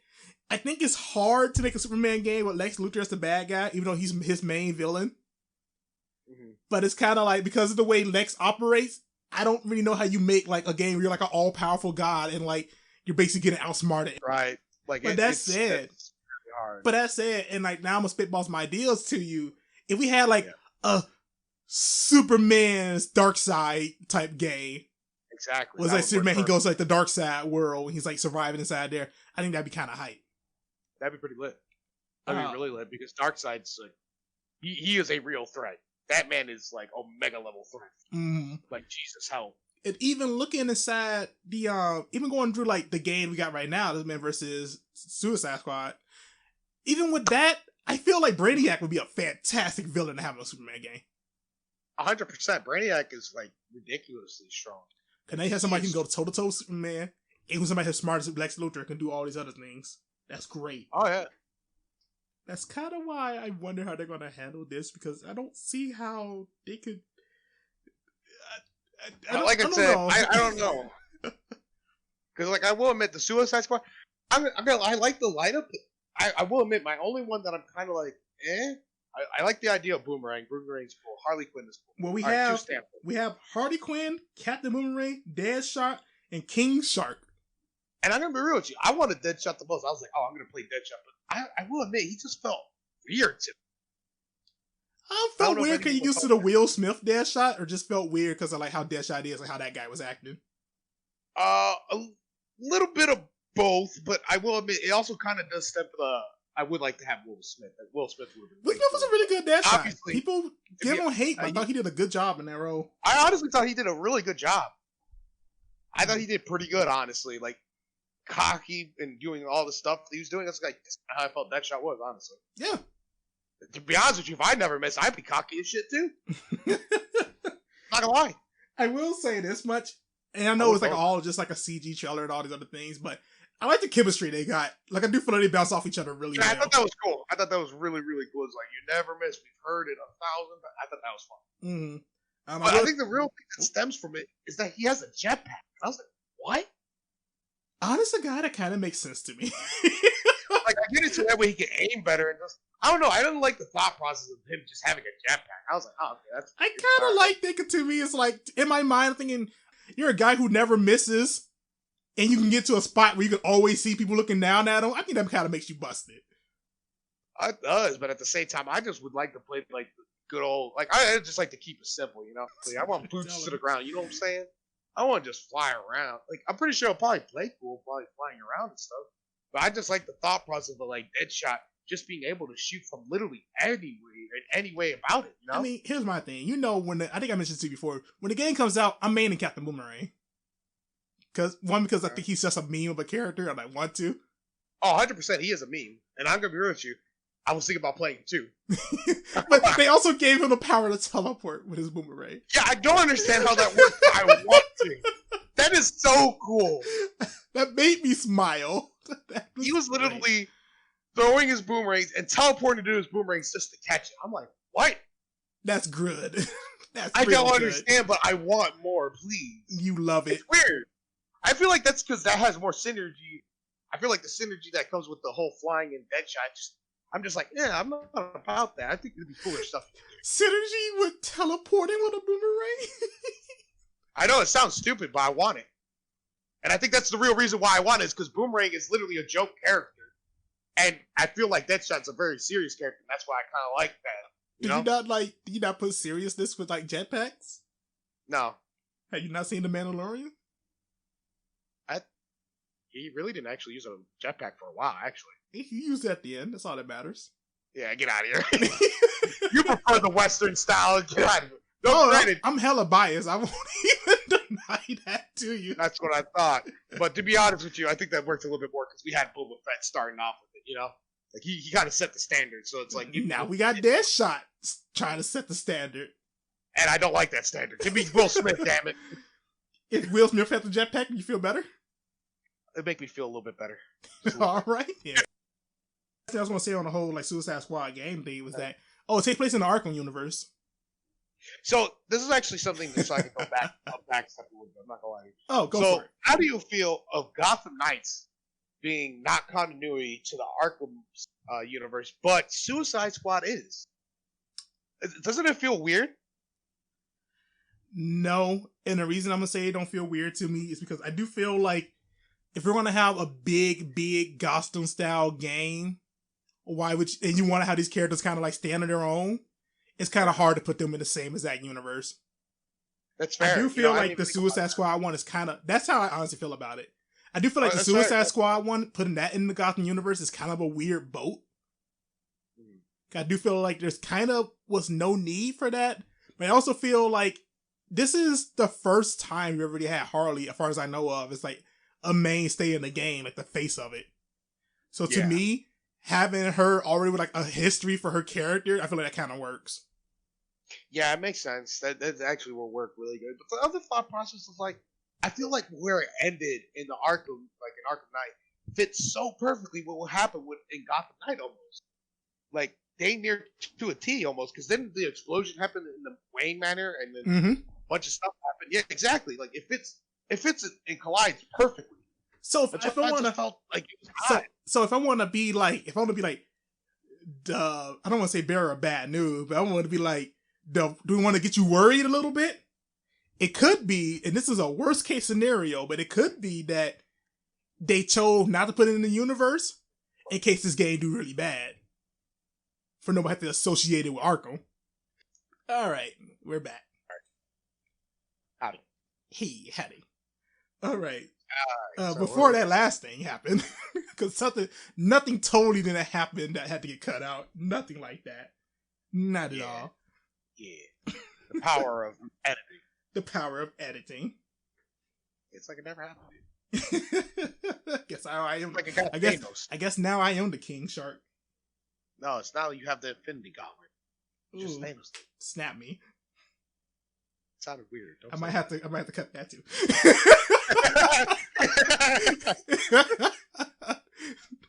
Oh man, that's funny. Okay. Anyway, so about like the whole like wheel thing. Let's go ahead and go back to where it stemmed from, about like the whole like Arkhamverse right now and Suicide Squad. I guess that does kind of work because, you know, they're working on it. They want to like keep going with the Arkham. Yeah. But do you think they're gonna actually kill the Justice League though? No. Like how? Yeah. Okay. I don't think so either. I'm like thinking they're just gonna help unbrainwash them. That's exactly what I think is gonna happen. This is the weird boat, right? A good portion of me is like, if any studio could kill off this Justice League and get away with doing it, who would it be? And I got people who make the Arkham games. I can't think of nobody else I can see who will try to pull that off. They pulled off killing the Joker. That's to say a lot right there. That says a lot. But I feel like we're kind of like in a big damage you do type moment, because they could do it, in which case people are going to get hella mad, especially depending on how you do certain ones. The risk. Mm-hmm. But then the issue too is, if they don't do it, then you're going to upset a lot of people because of the name of the game. Exactly, because it's basically the Suicide Squad, and you're going after Super to kill. You know, it's like damn if you do, damn if you don't. Because I think the real reason why they had this whole DC fandom, this whole extravagance, is this like DC trying really hard to make a comeback. DC has been in really bad shape this entire year, and this fandom was everything they needed it to be.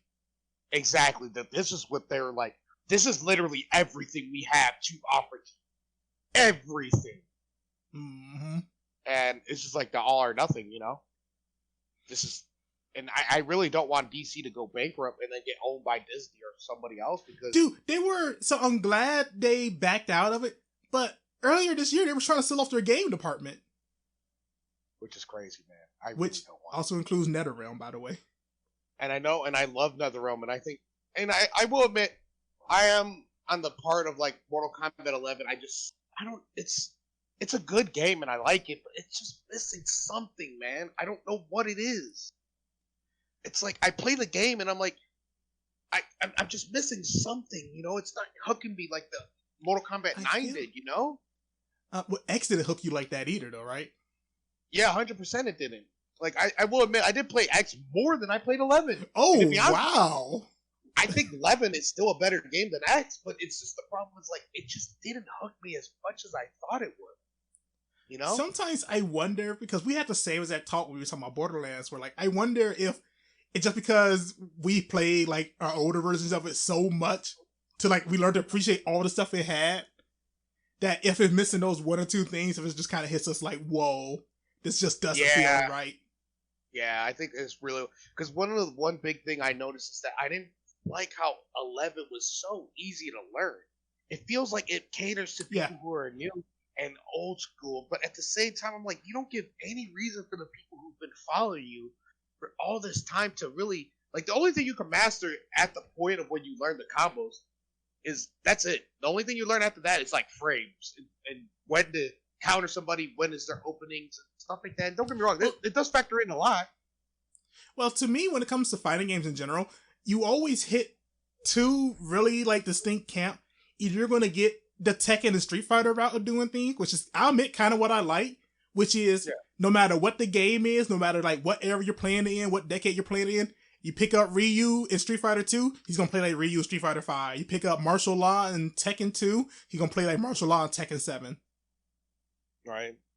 And well, it's like, I feel like you take less risk, but at the same time, you get what you kind of want, and the new characters are supposed to be like the flesh out. New, yeah, that makes you bring it out. And I think it works pretty good, and I will admit, I don't know how I feel about it, but at the same time, I can appreciate the fact that you will get your character and they'll play the same and a little reamp to like what they can do a little bit. Mm-hmm. But the real fun to me is the fact that your character plays how you play them, and you learn and master them. But the fun is you get to play a new character you've never seen before, so you have to adapt to what is my best thing to do, you know? How do I go about this? Is it better to go for Shoryukens because they jump so much, or is it better to go for Hadoukens and keep a distance from them, you know? You kind of saying that it's a problem, or what you mean? No, I actually enjoy that. Okay, you play your characters how you play them and master them to the full extent. But you get these new characters that kind of bring out like a whole new color, you know? Well, to me, I don't know how you feel about it, but to me, I feel like that's kind of how things probably should be. To a certain degree, I kind of believe in that too, because like that's how I felt with Sub-Zero. I liked him in 9, but I loved him in X, because X was the most I've never loved Sub-Zero and how he played ever. As like 9 was like perfect. Mm-hmm. I didn't think X could make Sub-Zero any better, and it somehow did. I don't know how they did it.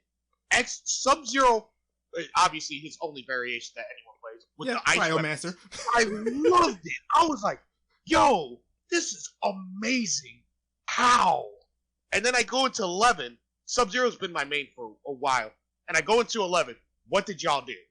Well, and man, you can mark my words for it. I said it back when X even first came out. Because of the way X was designed with the variation system, I flat out said if they ever take out the variation system, which of course they were going to, at some point in time in the future, whether it be 11 or next game, they're going to immediately kill off how they've had all those characters play off. Yeah, 100%. They definitely Because did. since you have to like go back to ground zero with them. Yeah. You really, really, really did though, and it's unfortunate because there's a lot of variations I hate. I'm not gonna lie. There's a lot that I hated. Like I'm like thinking all the variation for Ermax were horrible, except for literally one, and it feels like that for all the characters dang near. Mm-hmm. It's rare that you'll have one that you like multiple. Like the only one I can think of off the bat, and this is technically cheating because I'm gonna go with Triborg because you have Sector, you have Cyrax, you have Smoke. Those are literally the funnest variations I played. You also had Cyber Sub-Zero in there too. He had 4. Forgot about that one. You're right. They also had Cyber Sub-Zero. Another good one. And that is cheating though, but you get what I'm saying. It's like very rare that you're gonna have one that you like. Another good example is Johnny Cage. I hate A-List. I hate all of them except for Stunt Double. Stunt Double was great. Oh my god, those shadow kicks. I liked it. I like how you can make an after image and then does this kick for you. I thought that was cool. Mm-hmm. And that's why Scorpion is the only one you can make an exception to as well, because he had 2 good variations. I can't remember what they were, because there was like Ninjutsu or something like that. And Ninjutsu was one. Demon something, I can't remember, which was really cool. Hellspawn, I feel like, was another one. Another good one, Kenshi. Kenshi was really good. Kenshi was great. His shadow little Amsum. Yeah, the demon things. That was really cool. He kind of reminded me a lot of Zod in Injustice. Yeah, that was really cool in Injustice. I like. So, and I'm gonna put myself underneath the bus because you're gonna ask me why, and I won't have an answer for you on it. But all right, cool. I do feel like for you, when a new fighting game comes out, what exactly do you want?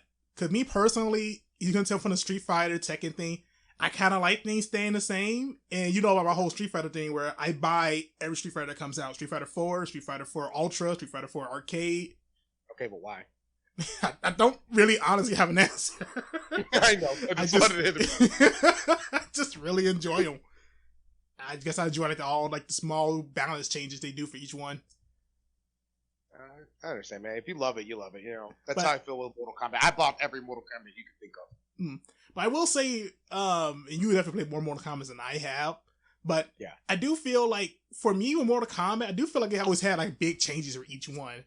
Going from Mortal Kombat 3 to Deadly Alliance, when we went from like 2D to 3D, I was like, whoa, this is a big change. I didn't like that change. I was like, whoa, this is a big change. Bringing weapons and all that. I didn't think it was too bad, but yeah, I did prefer the 2D way more. Yeah, Deception of Armageddon. I feel like Deception of Armageddon was like the smallest change with Mortal Kombat games, in my opinion. Yeah, and that actually is the one I actually like the most, honestly. I love Deception to Armageddon. Like, Deception was already a really good game. I actually liked it a lot. And then you go to Armageddon. It's like, oh, this is a hardcore advance of what we already had. It's better.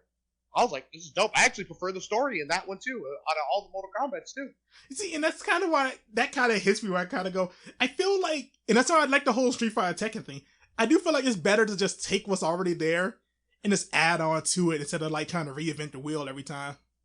Yeah, no, I get it. Because like sometimes you get bad ones, and that's the problem. Is like I'd rather would just keep everything stay the same and then have a little bump of something new, you know? Mm-hmm. Might not always work like that too, because like, you're gonna run the risk of doing something bad. Like at Street Fighter 5, it kind of ran kind of bad. Oh man, Street Fighter 5. And then it got better over time. Well, I will admit too, what Street Fighter 5, what Street Fighter in general normally does, that I noticed personally, every odd number plays the same, every even number plays the same. But every even number never plays like an odd number. Street Fighter 3 doesn't play anything like Street Fighter 4. And Street Fighter 4 doesn't play anything like Street Fighter 5. But if you play 3 and went straight to 5, you'll feel right at home. That's so weird. I will admit, it's definitely a weird thing for sure. I almost wonder, maybe that's the way to do it. Where if you want to reinvent it, you just reinvent every other one. And if people like that style, then you just put out every other one like that. My issue I have with doing that, though, my big issue I have with doing that is when it comes to, let's say, like Street Fighter 3, you enjoy it, but then you had to wait till Street Fighter 5 come out. I want to say that's like 15 years between 3 and 5. That is true. That is a hard one, right? Yeah, so it's like, I will admit that hurts a lot. The idea of knowing you got to wait this long to get like the next game you really, really want. Yeah, that definitely does hit home. I'm not gonna lie to you. Man, that is kind of tragic. I'm not gonna lie to you, but at the same time, I definitely get what you're coming from, and I do appreciate what 11 did do. It's like I said, it did reinvent some stuff that I actually do enjoy, but at the same time, it's just like it did a lot of stuff that I didn't really care for, and I think that's the reason why it didn't hook as hard as I thought it would. You know, and I thought I was gonna be in this game for months, honestly. I thought so too. But I expect you to vanish for a long time. Played for like a week, and I was like, "Oh, okay, this is pretty awesome." That hurts. That hurts a lot. For another week, and I was like, "Okay, this is pretty cool." And then, like literally, like 2 or 3 weeks, I was literally like, I was over it. I mean, like, this comes back to that whole like maybe we just get jaded because of how good we like other stuff. But I'm gonna bring in another game I'm gonna bring another series of games I feel like you could argue are just like fighting games. Hack and slashes. More importantly, Devil May Cry and Kingdom Hearts. Right, where I'm gonna go the easy one first. I'm gonna go with DMC first, and then we'll go with Kingdom Hearts. All right, we're both gonna say the same thing for Kingdom Hearts. I mean, we were for the same Kingdom Hearts. We're gonna say the same thing for Devil May Cry. Devil May Cry 5 is the best Devil May Cry game. Oh, 100%. Like the only complaint I literally have for that game is I wish it was longer. That's literally it. Mm-hmm. And give me Virgil. And that's crazy for me to say because it's like Devil May Cry 3, me and you both was pretty much say is perfect. That's like a 10 out of 10 game with like no real complaints to it. 100%. And I absolutely love that game. And I will admit, in a heartbeat, I feel like 3 to 5, I feel like 5 changed a lot of stuff up compared to how it was in 3. A lot. I feel like it gave us what we already wanted, and then it gave more shit on top of it. And that's what's like, yes, that's what I'm talking about. That's kind of what I was going to go into with all this. I do feel like the feel of the game itself stays the same when they do things like that. Exactly. It's like, how do I explain it? It's like when we used to play Tenkaichi, and then we get all this crazy amount of stuff. And they were just like, yeah, we got a lot of stuff. And then we go to the next Tenkaichi, and it's like, here is literally everything. Everything, every character you could think of, anything you wanted, it's here, bro. That's what Devil May Cry 5 felt like. It was like, here's everything. I invented a whole new system of fighting with Nero Here you go. And I will admit, I still personally prefer 4 Devil May Cry Nero, like his almost like his playstyle with like the whole fist thing. Oh, I see what you mean. A little bit more just because I like suplexing stuff. But at the same time, I appreciate that I can literally shoot lasers, shoot my arm out and pop it out, literally surfboard my own freaking iron fist. Like, right. I appreciate all that because it's fun. It all comes down to the fact it's just a big evolution of what we had, which what makes it work. And then even Dante, the literal star of the show for me, was like, oh my god. I was like, yes, dude. It was exactly what we wanted with Dante. And gave us so much more where he's updated and he's way crazier and he's got a new double trigger. I was like, bro, this is amazing. This is the best thing ever. And they gave me what I kind of always wanted too. It's like, I don't like the aspect the hero always wins. Yeah. Like, don't get me wrong. I'm not going to say it, obviously. No, go ahead and say it. Go ahead and say it, because we're both thinking about it. Obviously, Dante loses so hard. Like, he takes a fat L, bro. Like, I was like, yo, this man got comatose for like a whole month, just straight up just get wiped. And like, it makes sense how he was able to stand up to his new form because he got a new devil trigger. And like, he had to go through some stuff to get it. He had to get rebellion. So have you ever talked to Gabe about like their opinions on like Dante and all that? Who? Okay, that answers that. So with him, something he always brings up that I really don't like, that I really hardcore disagree with. He hates Dante because he considers Dante like a hardcore Mary Sue. And I don't see it in the really see it. Yeah.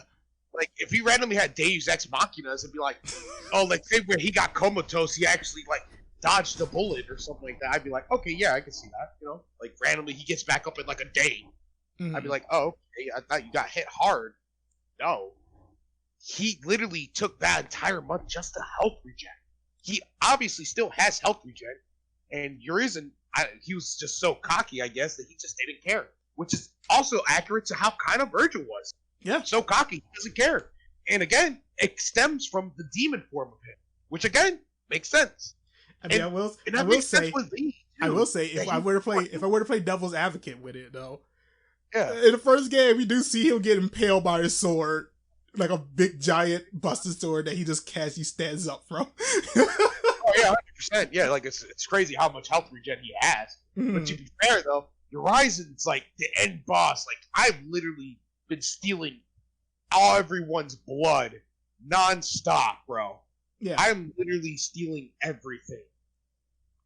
And to be honest, are you about 5 still or 4? No, Urizen. Oh yeah, 5. All right. Yeah, 5. Like, literally, he has been just soaking up everything. So it makes sense why he was able to destroy Dante so quick. Took Nero's arm. And then literally destroy Nero because Nero is, like, don't get me wrong, he's efficient and he's really strong. He's just really cocky. He's never dealt with somebody who's, like, at Virgil's level. Yeah. Like, even Dante was just like, there's only one person who can literally destroy Trish and Lady like nobody's business. Let's just say a lot about those two right there. And they're strong too. Yeah. I think that's kind of the thing that comes down to it. He's already at such a high level by himself that if nobody's at his level, it's like it's no real threat in it. Everything else is kind of fodder. Felt so hard because you're fighting somebody who's at your level, kind of speaking better. Exactly. I would say Virgil's honestly stronger than Dante. Mm-hmm. And even inside 3, he comes across stuff that actually puts him in like a bad shape. Like, he deals with the clown dude that didn't end well. He fought Mary, which was kind of almost evenly matched. And then didn't, like, when Dante and him and Virgil fight, didn't he also have, like, flashback of his, like, mom because of Trish, which was helping Dante in the fight? Which obviously... Oh, yeah, in the first game, because he needed Trish's help in order to, like, really deal with it, because he kept having to think about his... Exactly. Yeah. So it's like, I wouldn't call him a Mary Sue. It was well placed. If you really look at it, it's really well placed, honestly. It's really good. Now, I will admit this, the worst Devil May Cry is definitely 2. Let's just get that out of the way. I've only seen Max play Devil May Cry 2, that game was like an abomination. Don't play it. I'm good. Nothing about that's like a fun time. If you thought Dante was a Mary Sue, you would feel that in 2 for sure. That's bad. Because you could literally shoot your gun and kill everything. Pretty much. It's me and Mike have literally tried playing it, and I have gotten so bored just looking at him play. That's how bad it is. I got kind of bored watching Max play it. It's just that helicopter fight. I was like, bro, this is boring. I'm done. I will say this though, as far as anti-Mary Sue goes, I would say Sora started off as a Mary Sue. I don't know what happened to him in 3. Who? Sora, Kingdom Hearts. Yeah, that is a legitimate. Yeah, you could say that because Sora literally should be losing.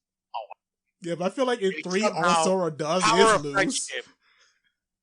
Literally saves him every. I think the reason why nobody really notices it is because when you play that game on hard, or you try to do some of the crazy stuff, you do Sora might sound like a beast, but you're not a beast. You are not. You are literally nothing. You are small of an ant. You try to fight Sephiroth, he's going to slap. And that's kind of why I feel like in a way, that's kind of why I think I hated 3 so much. Because 3 was the first time I felt like, hey, I feel overpowered while I'm playing this game. Yeah, 100%. It felt like I had no problem whatsoever in the entire game. Like, I was literally just bored. Mm-hmm. I beat it on critical mode. I didn't even do that in 2. 2 felt hard. 2's critical mode is scary. Entire freaking 2 was scary, man. I think that's the reason why it worked so well, is that he felt like a Mary Sue, but you didn't feel like it when you played the game. Because you got mopped on the floor, bro. Jesus. No, I agree with that. I completely agree with that. Like I said, there is legitimate, like Mary Sue, you could say that. It really is, because he literally wins because of friendship. There's literally no other reason. But you ain't gonna win friendship with freaking Xander's. He hurts. I will say this much for 3 at least, and this is kind of like a more off-topic type thing. Did you do the data battles at all for 3? No, I didn't. Okay, I'm be honest. Those data battles are. I think they took that feedback of, we made Sora feel too easy. We made all Kingdom Hearts 3 easy mode. Here's hard mode then. You know, Dead Money when that came out. I need to stop snapping. You know, Dead Money when it came out for New Vegas, where there's like everybody kept playing. Oh, New Vegas too easy of a game. They said, oh, there ain't no challenge in New Vegas. It's like, okay. Here you go. Here you go. I feel like that's how the data battles are for 3, where Nomura just seen it and went, all right, this is too easy. All right, okay. I see how it is. I see how it is. I think my game's too easy, huh? Let's find out. I try to get y'all something nice. Y'all complain, and he just upped the ante, dude. Like I didn't do the datascape, but I did the beginning, the DLC, and I did put it on the hardest difficulty because I was about the campaign still isn't too bad. Like the final fights, the end part is the only part. Yeah, the end part is like the only part where we're trying to go. It's like, okay, wow, this is hitting me a bit. But for the most part, it's still old Kingdom Hearts 3, not too much of a challenge. When you do the data battles, every single one of them is like one of the hardest fights I've ever done in the series. And then the idea of, I love the fact that when you beat it, I'm gonna say that you don't consider this a spoiler. I love the fact that when you beat it, you get these 2 final extra fights. And one of them is kind of like the Roxas fight in Kingdom Hearts 2, the data battle, where it's just, hey, can you get good? There's no real tricks or ways to handle things. It's just, how well do you know the game? Can you deal with this fight 1v1? Oh, God. And they do that again. Huh? I hated that fight. That Roxas fight is amazing. I love it. And they do it again for 3. And instead of Roxas, he fights Xion in that spot instead. That's cool. And I won't lie to you, it's great. Like, so much of that fight is flat out. I wish not even just that fight, I wish every single Kingdom Hearts fight worked like that fight. Where it's just, hey, it's almost feel like Dark Souls a little bit. Where when you lose, you legit feel like, okay, that was my fault. Yeah, dude, that's why I felt like, that's why I went back to go finally beat Bloodborne, because I kind of felt like that. I felt like, I was too greedy. I could have. There's not many bosses in that game. I felt like it was the boss's fault. It was more so me being too greedy or not being greedy enough. And that's why I like fighting so many bosses in Bloodborne. The only time it got scary, and I will admit this, I beat the entire game, like base game, awesome. When I went to the DLC, I was scared. I've never felt so scared in my life when I went against Ludwig, and I've been using his sword in the base game for like the longest period of time. I love this. He came up. I died so many times. I legit put down my controller and was like, okay, how do I do this? Like straight up, I need a battle plan.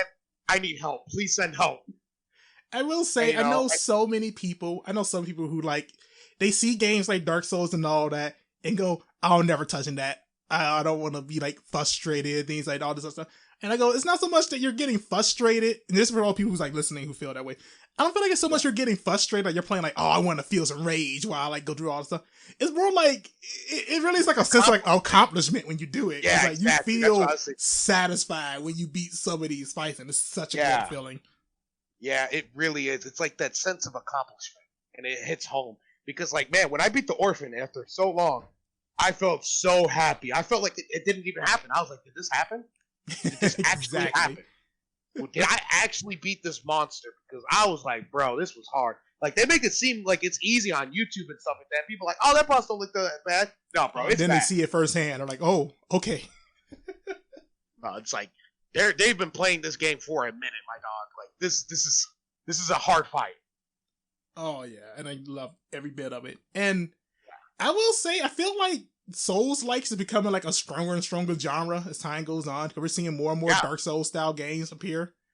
Yeah, I love them too. I like the Dark Souls stuff. Code Vein, I feel like it's the nicest looking. It's just, man. It's the nicest looking, but it's they really should have thought about how they wanted to handle difficulty for that game.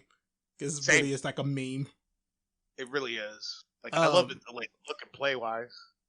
I will say the two best ones I played, funny enough, they're both side scrollers, but I do feel like the two best ones I kind of felt that were Souls-like were Salt and Sanctuary, which you already know, and Hollow Knight, which I'm playing recently, like currently.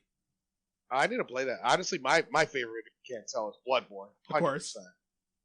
It's just so aesthetically pleasing. It's just so good.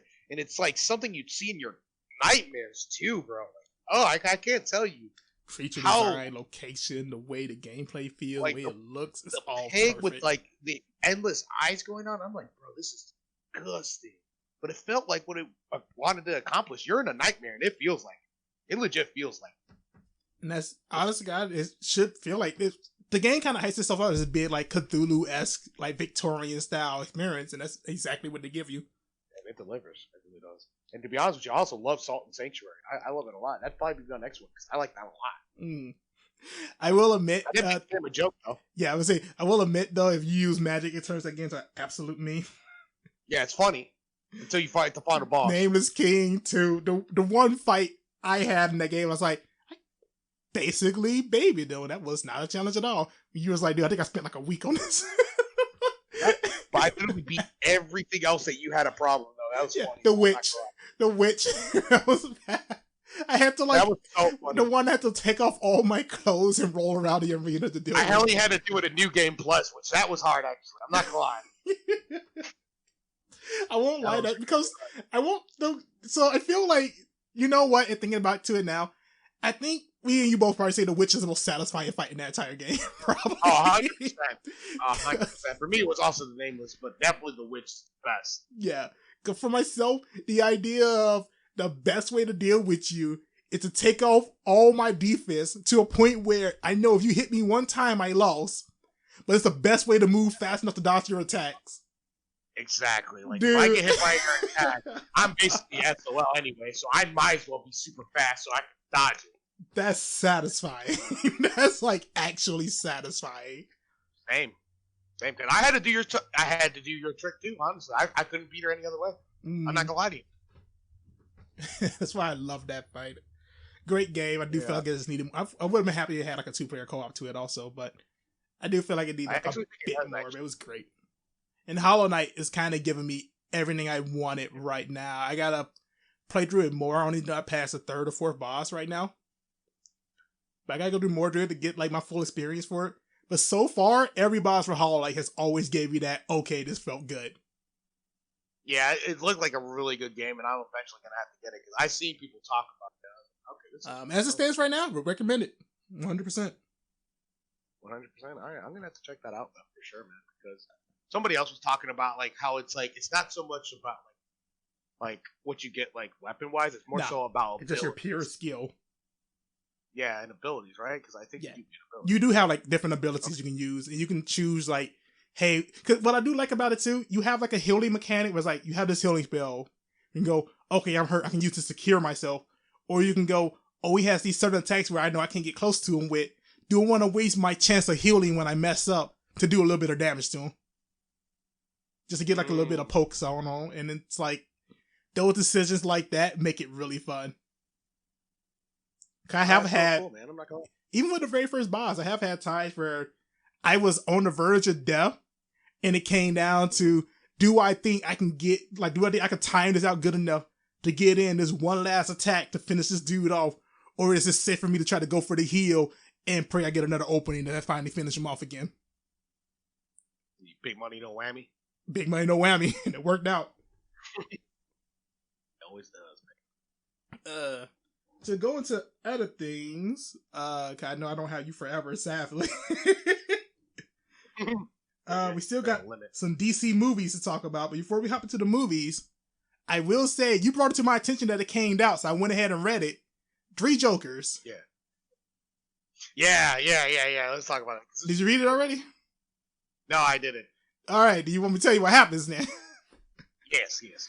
Tell me. Wow, that story's amazing. So, let me get like the disclaimer for it out the way right now. It's on Black Label.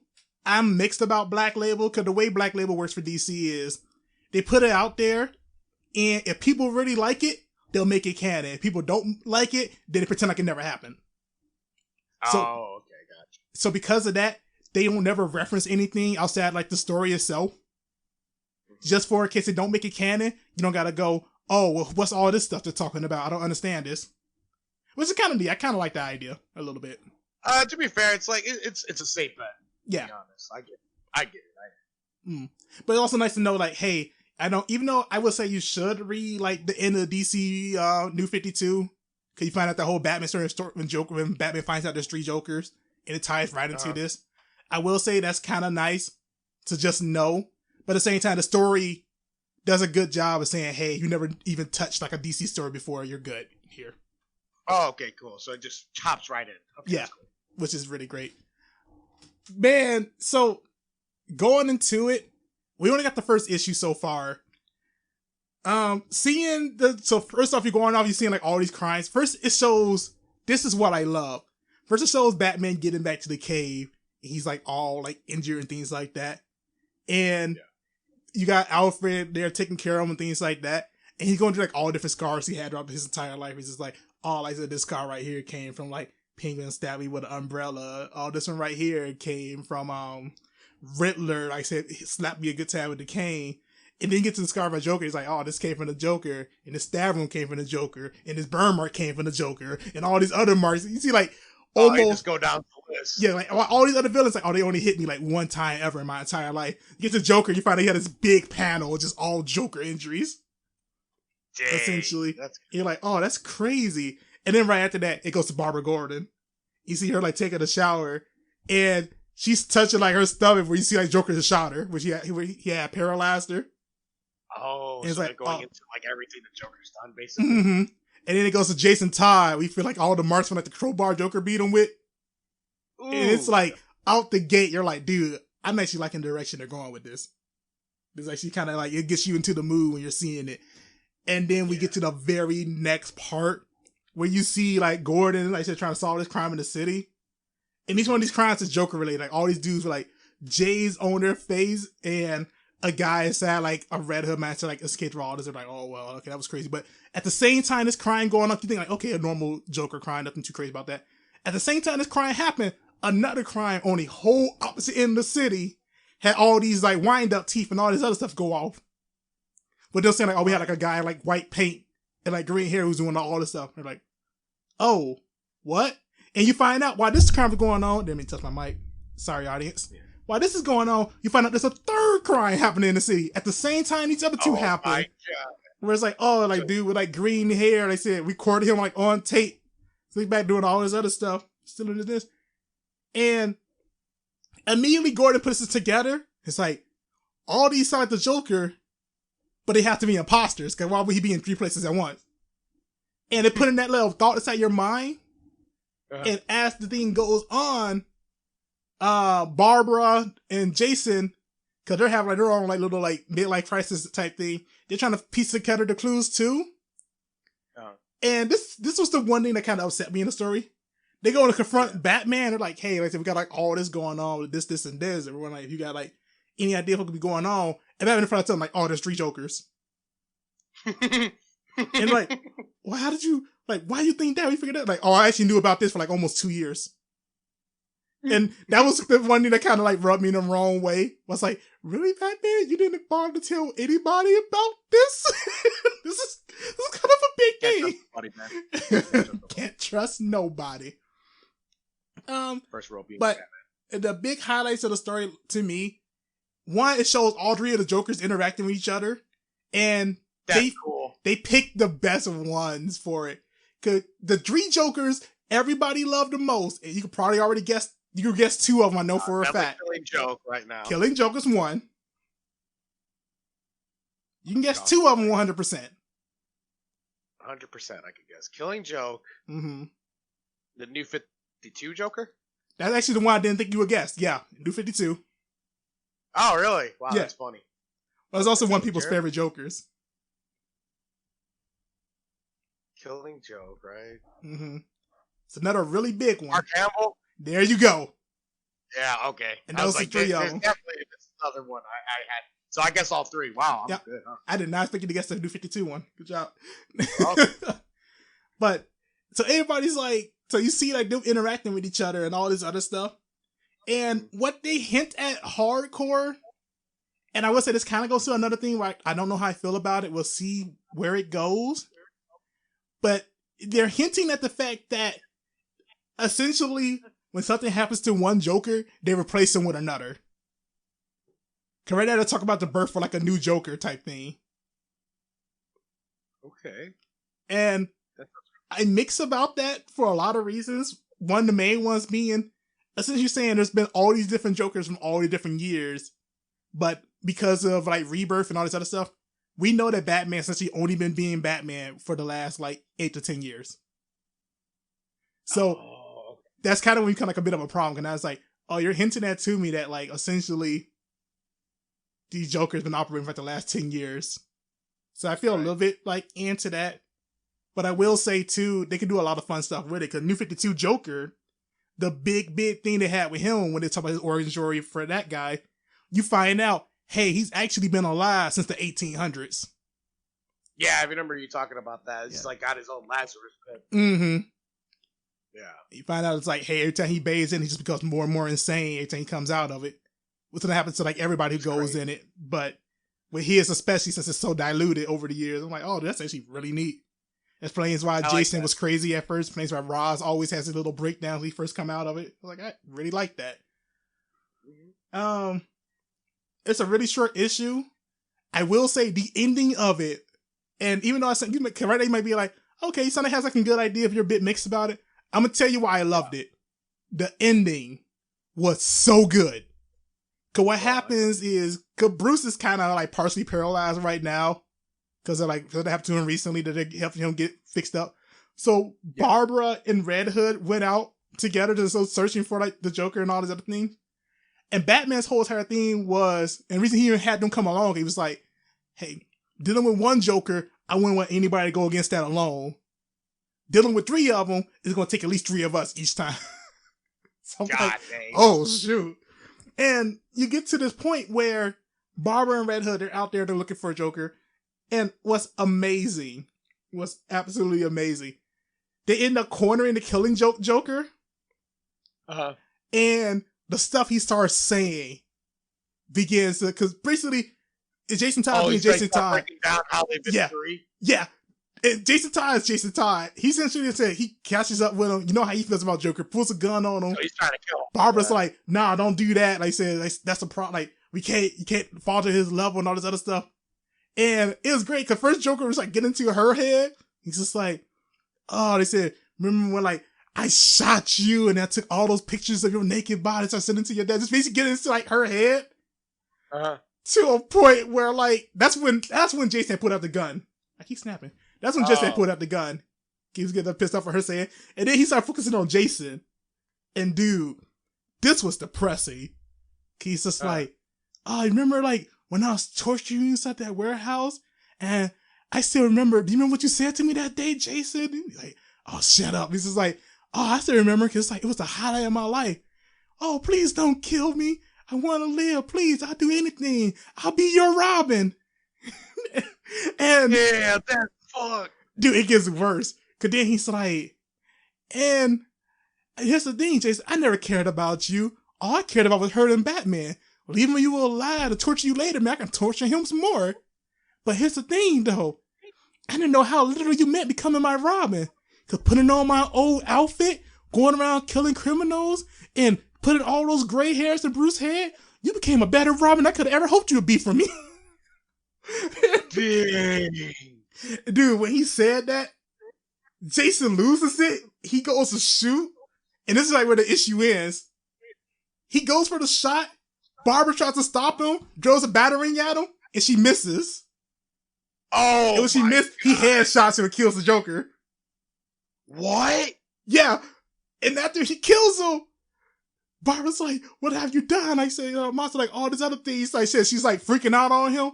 He's like, oh, you wanted him dead just as bad as I did. He's just like, that's not true. If that's the case, why did you miss? I never seen you miss. Oh my god. So it's like, yo, this is hype. Like, oh my god. And then, like, after that happens, you see Barbara, basically it's like, oh, screw you. Like, so she leaves out the area. And Jason starts to feel bad. And now he's looking at the body. He's like, I just hope I got the right Joker. And that's like the end of the first issue. And I won't lie to you, dude. That's like, wow. Wow, wow. I don't know if I was in his scenario, if I would do the same. I'm not gonna lie. Dude, a lot of people would. Because he even started joking about the whole thing that like everybody brings up. The whole, like I said, and then after I had killed you, Batman arrested me. And I said that was a big thing. But hey, then I got out and killed more people. Oh, but then he arrested me again. But hey, I got out again and killed more people. My God, that I was like, dude, this is I'm gonna give DC Black Labels this first off. I enjoy the idea of the story, and their whole side thought process is, hey, we could be way more darker in these stories because there's a chance that them could not be canon. We could be a darker these stories if we want to be. I think that's kind of cool to me. And I like that the most because I feel like that's definitely a good thing you could kind of do is because the Killing Joke is probably one of the darkest Jokers. Oh yeah, but here's the thing too to keep in mind: the reason the Killing Joke was so dark is because they didn't think it was gonna be canon. They legit had no plans to make that book canon, but it did so well that they felt that they had to. Which is crazy. And I know the other Jokers are also really good too. Mm-hmm. Because Mark Hamill wants who seems to be the leader. Well, actually, he's actually pretty dark a little bit. But definitely New 52, from what I heard, is pretty dark. New 52, in my opinion, is the darkest one. Because that's the one who, like, went around torturing and kidnapping people, tied people to the freaking chair, and then pretend to cut off their faces in front of Batman just to mess with him before he actually tried to cut off their face. It's crazy. Like, that dude was literally the one who stitched his own face back on with a staple gun. He's like, Batman wears a mask, so I'm gonna wear a mask too. Like, he cuts off his own face and uses it as a mask. I think that's why people like the New 52 Joker, because he's just absolutely insane. Like, he is literally insane. Like, he does not care. Yeah. Let's be honest, all of them are. But, man, that's crazy, man. That's a good way to end it. But, like, man, what's gonna happen now? I'm gonna see how often they put these stories out. I hope it's not monthly. I hope it comes weekly. We'll see. Cause they put this one out because it's time for Fandom. If you can't tell by how good it is, being written by Jeff Johns. Oh my god, that's a home run. So your favorite author. Gotta love Jeff Johns. Jeff Johns so amazing. So good. Everything that dude touches just becomes fantastic, and I love it. I know I was getting weary for it because this was supposed to come out before the end of Rebirth. It was supposed to came out like almost 4 years ago. Well, we're on the topic of DC real quick. Yeah. How do you feel about the new DC rebirth? Like, not the rebirth. The new reboot type thing they're doing? I think it's absolutely horrible. Yeah. Continue. Would you like to reiterate? Would you like to talk about it? I feel better if I sat down and gave it like a full sit through and read. Analysis. Yeah, because as it stands right now, I only picked up bits and pieces of it. And the only other person I talk to a lot who like reads DC comics like crazy is Brian. And with him, he says he enjoys it, but I will admit he has, to me, questionable taste sometimes. Like, loved Captain Marvel. Endgame, he says, beats Infinity War by like 1 million. Nah, definitely not. Like I said, just does it, and then on top of that, it's like this. No offense to him, I'm not saying this is bad for like anybody who's like this, but like really hardcore, like Christian value type person, where like, oh, if somebody like curses in a comic book, he feels uncomfortable and all these other things. I'm like, oh man, I curse a lot. Yeah, not even when I want to. It kind of just happened. This, there's no. I mean, I guess my podcast is PG. I guess I never really thought about it. Time I said it. Yeah, I mean, dude, I think I have at least like twice during this. So like, I wouldn't. I definitely have. Here's my thing: don't censor yourself. I don't care personally. I say go all out.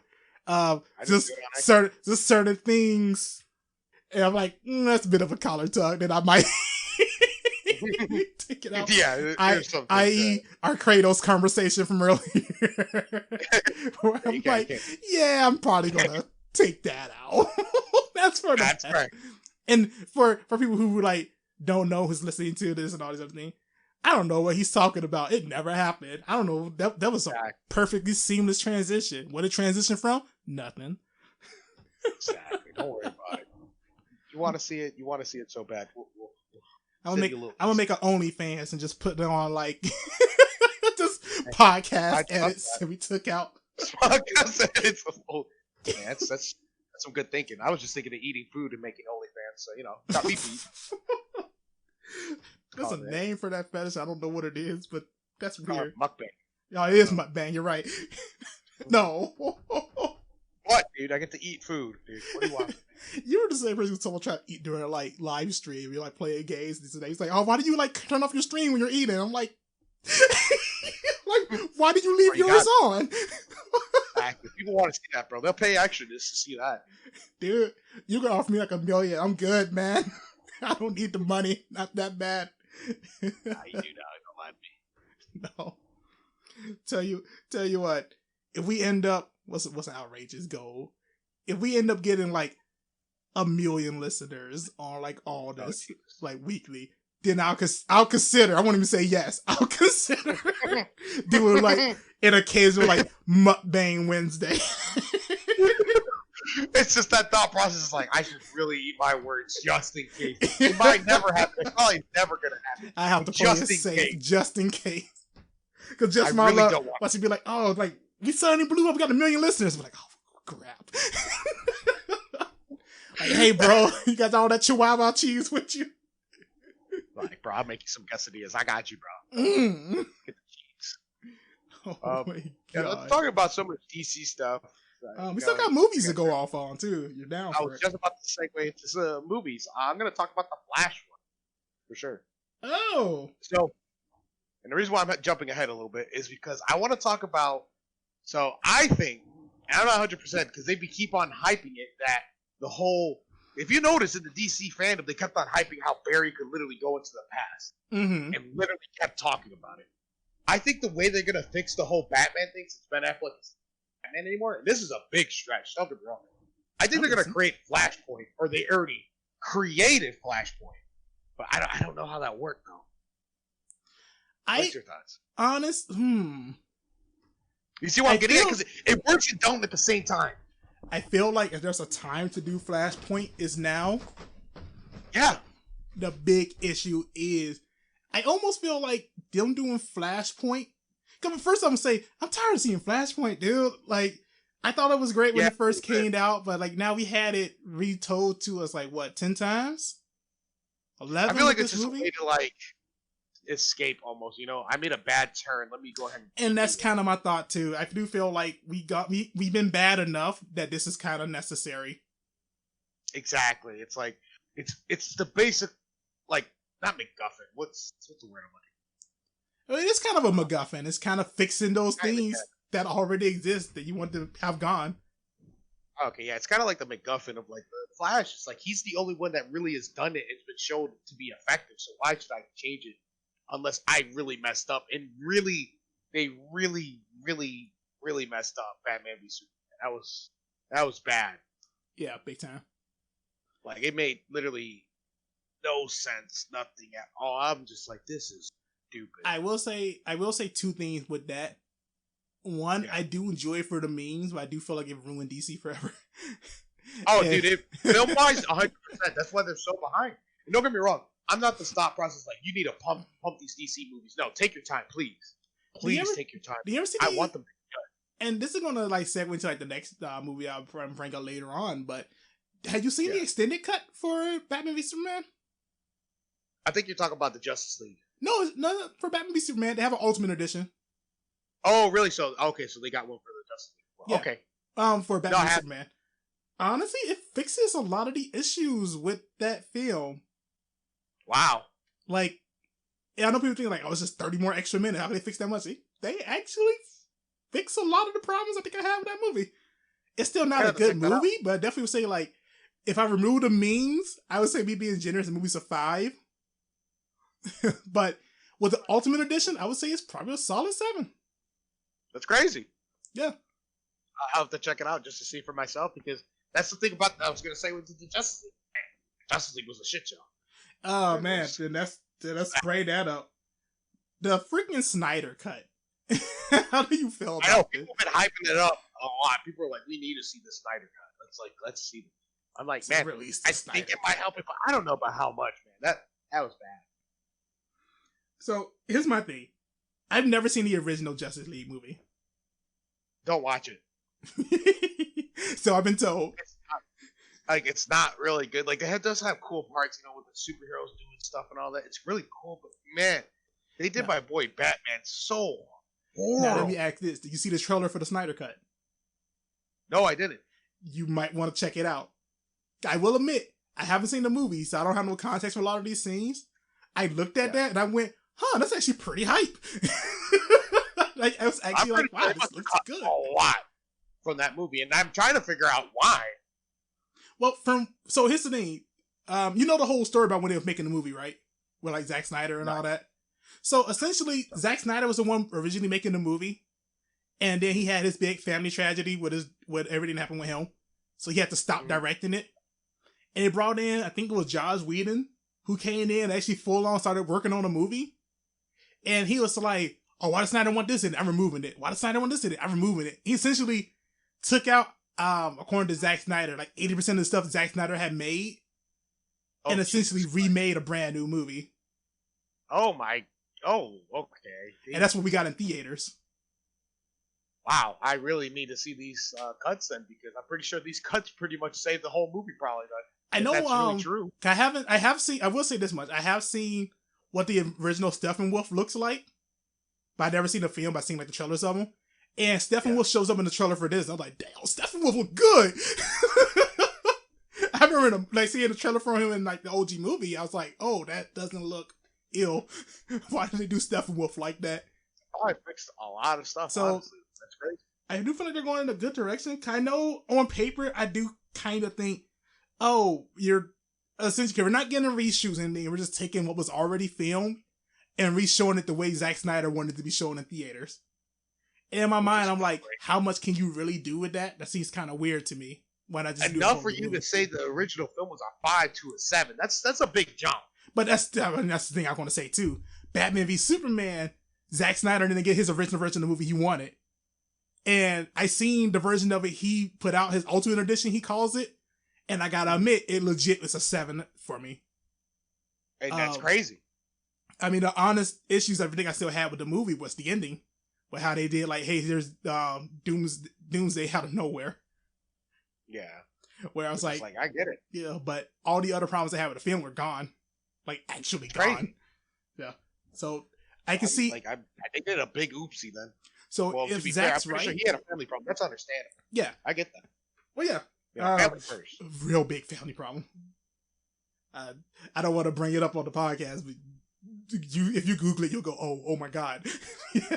Yeah, I'm pretty sure it's something really bad. Like, we talked about the Will Smith thing, but this. Oh no, this I'm is. Pretty sure I mean, no offense to Will Smith. No offense to Will Smith. This is worse than the Will Smith thing. But well, if you don't understand it so bad, they didn't make a meme out of it. You don't understand. If they would have made a meme out of that, I think it would have been like. I think humanity would have went backwards a couple steps. Oh God. Okay, I don't want to know. I'm not even listening. I'm good.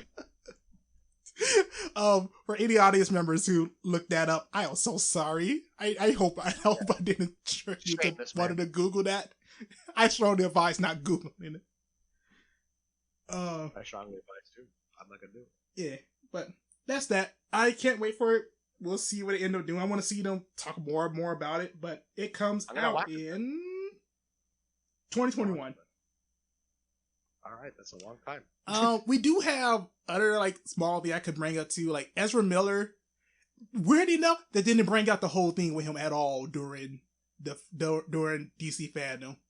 I think it's because they want to talk about only the good stuff, not the bad stuff that happened with their actors. That's fair. Because you know about the whole Flash issue, that right? No, not really, honestly.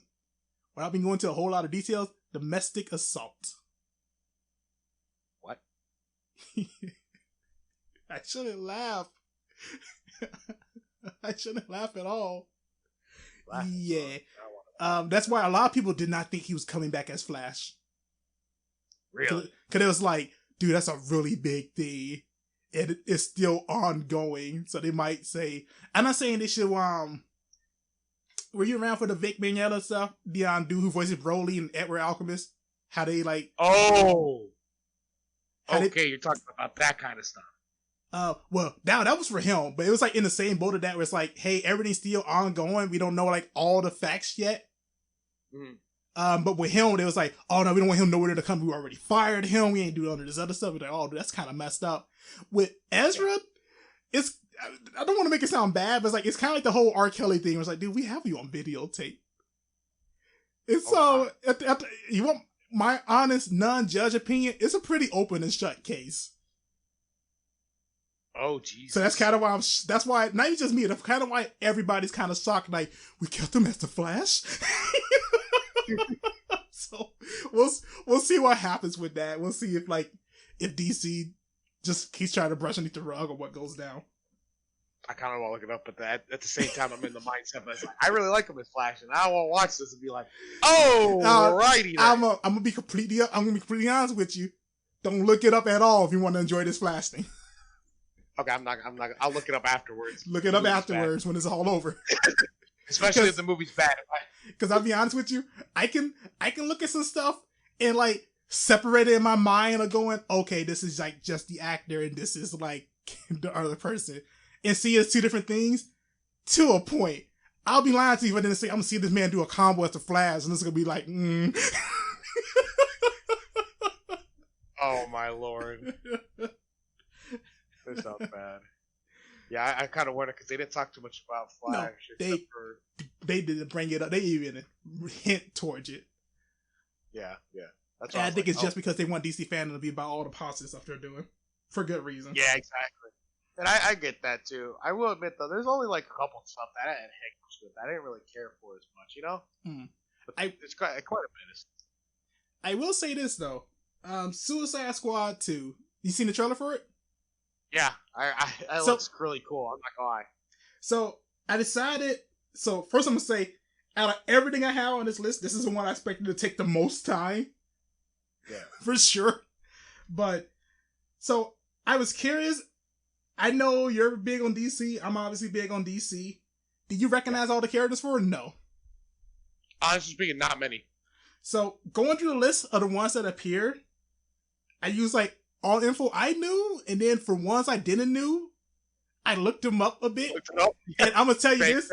I'm gonna say for each one of these ones that I looked up, or for all of these actually, it's Suicide Squad. In my mind, I think Suicide Squad, somebody has to die. Oh, 100%. People are dying in that film. So I'm gonna ask for each one of the person I go through, if you think they're gonna die or live in the film. All right, fair. All right. So out the get go, we got Amanda Waller. She's gonna live. She's gonna live. I feel bad. Really like, that's an obvious one, right? Yeah, for sure. Like, to me, like, she's like the ultimate freaking bad guy, and I can't stand her. But at the same time, I feel like if there's anybody who's going to live for this, it's going to be Amanda. Let's be honest. 100%. Like, to be really, like, I didn't really care for her in the first one, but I felt like she played the role pretty good, though. I didn't care for her too much either, but yeah, I do feel like she hits it on the nose of what I want Amanda Waller to be. You want my opinion? I think it's just like the stuff they had her do in the movie made me go, wait, what?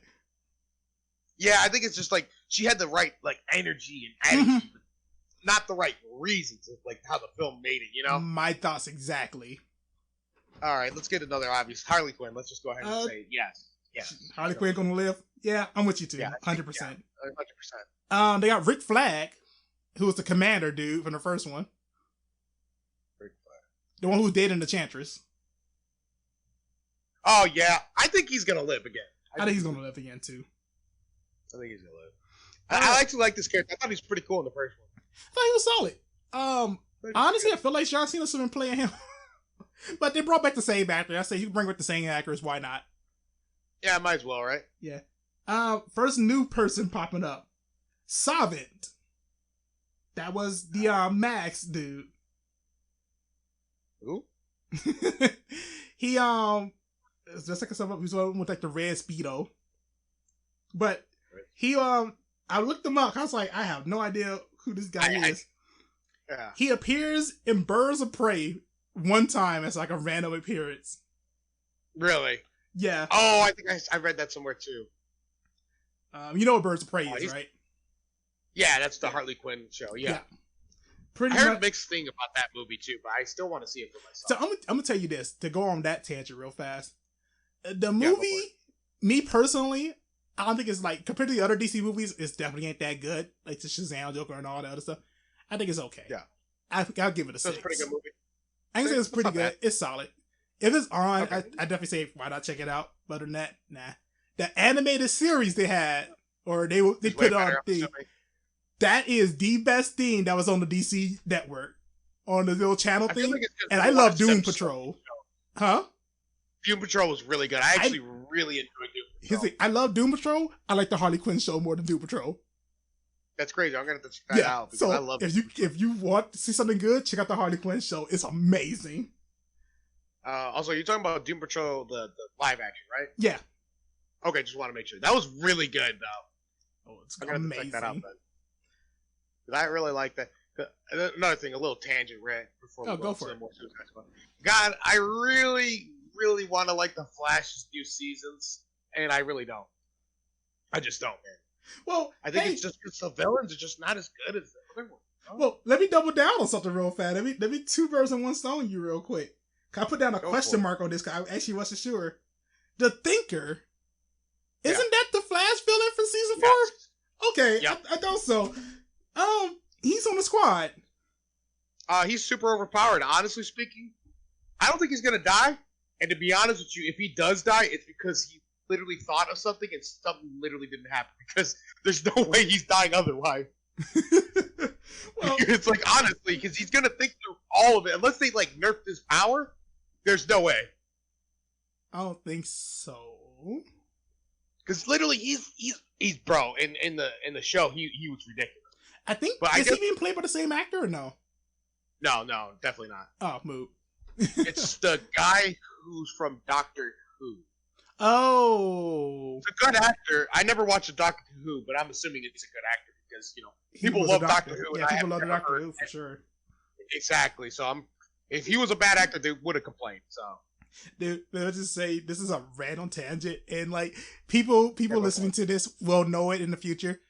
I'm going to have to like find random like quote unquote specialists for certain stuff because I don't. So here's the thing: I want to talk about like Baldur's Gate that's coming up pretty soon. I know nothing about Baldur's Gate whatsoever. Oh, I have no idea besides our friend Ryan literally talking about who's his favorite game. And I seen a trailer for it, and I was like, "Oh, this looks hype!" And it comes out next month. And I'm like, oh man, so I need to either get Ryan or I gotta get another buddy of mine, Ian, to talk to about that. And I feel like if I'm bringing up Baldur's Gate, it might be an entirely D&D themed episode. I'm gonna add I'm gonna add a comment section to the site, guys. So by all means, if that's something you guys want to see, definitely put it in the comments. Yeah, for that one person who's watching it. Like, yeah, I want to see for that whole like half a person. He's like not even fully there. It's gonna be me, and that's gonna be counted as the half. It's gonna be you listening back to all this, and you won't even be paying attention to it. You're just gonna be playing Doom, and this is your background noise. Perfect. I love it. Probably turn it down all the way so I can listen to the Doom music. Hey, I still appreciate your view. Next on the list, we have Javelin. Oh, okay. Javelin? Another person I knew of to a point, but not really. He's a Green Lantern villain. What? I read some details about him and what his powers. Yeah, I think they did say Green Lantern villain. I'm like, how? You're gonna tell me he's a Batman villain? I'd be like, okay, that makes sense. Makes a lot of sense. But the Green Lantern kind of breaks you, huh? A little bit, because he deals with like aliens and a bunch of other stuff. I know the beginning he did it, but it really felt like. So it's like, huh? I think he's gonna die. Yeah. I think he's gonna die. I'm in the same boat. I think that's death for sure. Yep. Polka Dot Man. Oh, he's dead. He is dead. He's a Silver Age Batman villain. And I'm very sure he's dead. I won't lie to you. I think he's making it. I think he's gonna make it all the way because he's comic relief. Yeah. Oh, okay. I think he's gonna make it all the way, but die at the end. That's what I think. Nah, I see Polka Dot Man literally saving the day. He's a mainstay of the team. I think he's gonna literally save the day, basically, in his comic relief way, and he's gonna die. Oh my god, 100%. I'm a double down on that. This is a pseudo new villain, sort of. Yeah. Ratcatcher 2. So, I'm gonna be a weird one, but I'm gonna say I think she's gonna live. To say a little bit more about her. Well, to say a little bit more about the version of it I know. I knew who Ratcatcher was. That was like an old Batman villain. And yeah, his whole entire power was he talks to rats. Yeah. I think that person's gonna live. I don't know. I just, if you want my bases around it, talks to rats, and they literally are rats are built to survive, and that's kind of my thought process. Like, I'm like, yeah, I think so. Do I know that 100%? Probably not, but I'm going off that basis. Yes. I'm gonna be honest. I feel like die. Okay. I just don't see that making it out of here with everything else that's gonna be here. I'm gonna get to one on the list. You're gonna go, why is they there? That's busted. I'm gonna get to one. You're gonna actually say those exact words. But till then, I got you. Ratcatcher 2. I'm on Team Death. I don't see them making it. Okay, fair. I think another one. I'm just gonna open up with. I think they're gonna die. Another one. Bloodsport. Pretty much, I actually do know who Bloodsport is. Bloodsport is an old Superman villain. I actually really don't know that one too. Yeah, he was in you know why you like him? My snaps. Yeah.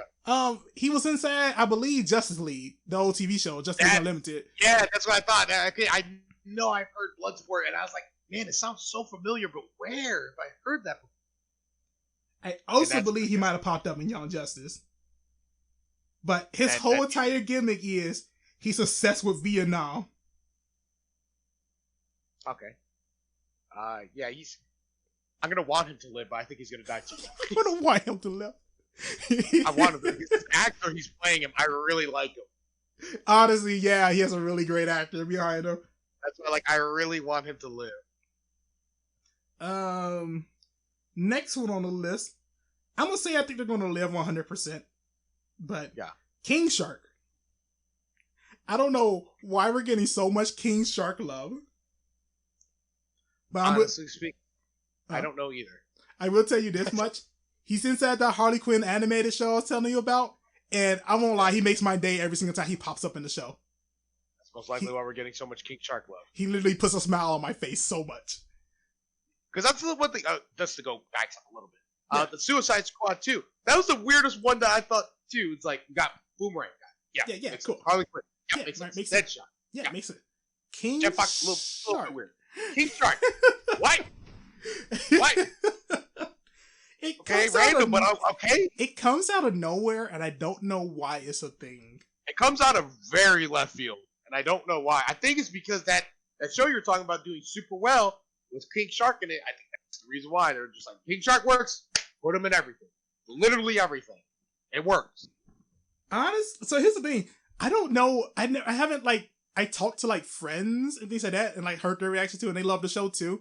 I have no idea how people feel about the show, like, overall. I don't know if I'm, like, in the minority or what. I don't think I am. I have to watch it so I can give you my opinion on it. Yeah, but honestly, like, I don't feel like he's, like, I don't know. To me, it's like, I see that, and I go, I think there's other characters in the pattern of the show. He could have brought in, actually have made more sense to King Shark. Yeah, like, people who've actually been inside. Because I don't think King Shark has actually been in the Suicide. He has. Oh, really? Yeah. Oh, wow. I know he's a Flash villain, right? King Shark? I looked it up. Hold on a second. I swear he's a Flash villain because they show him in the Flash TV show. He was a villain in that. Mm-hmm. But I don't know if he like originally from Flash. Did I write it down? I thought I did. Hold on. Yeah, you know what? I'll look it up for you. Yeah, thank you. I can't really afford to like Google stuff during all this. One, because of rat-a-tat-tat on my keyboard, and two, volume. Do you guys want to hear rat-a-tat-tat on my keyboard? Leave it in the comments down below. Yeah, King Shark is definitely, like I said, a fun one. He's a villain for, in the beginning, he was less spirit for the King Shark origin. What you got? Villain for Superboy, apparently. Oh! You know what? I did remember looking that up. I just didn't write it down. I think, yeah, I guess he's a Superboy? I'm okay with that. Huh, that's crazy. Oh, you know what it is? I had it written down, and my tablet autocorrected to be weird. It's like, King Shark, he's actually a Superboy villain, weirdly enough.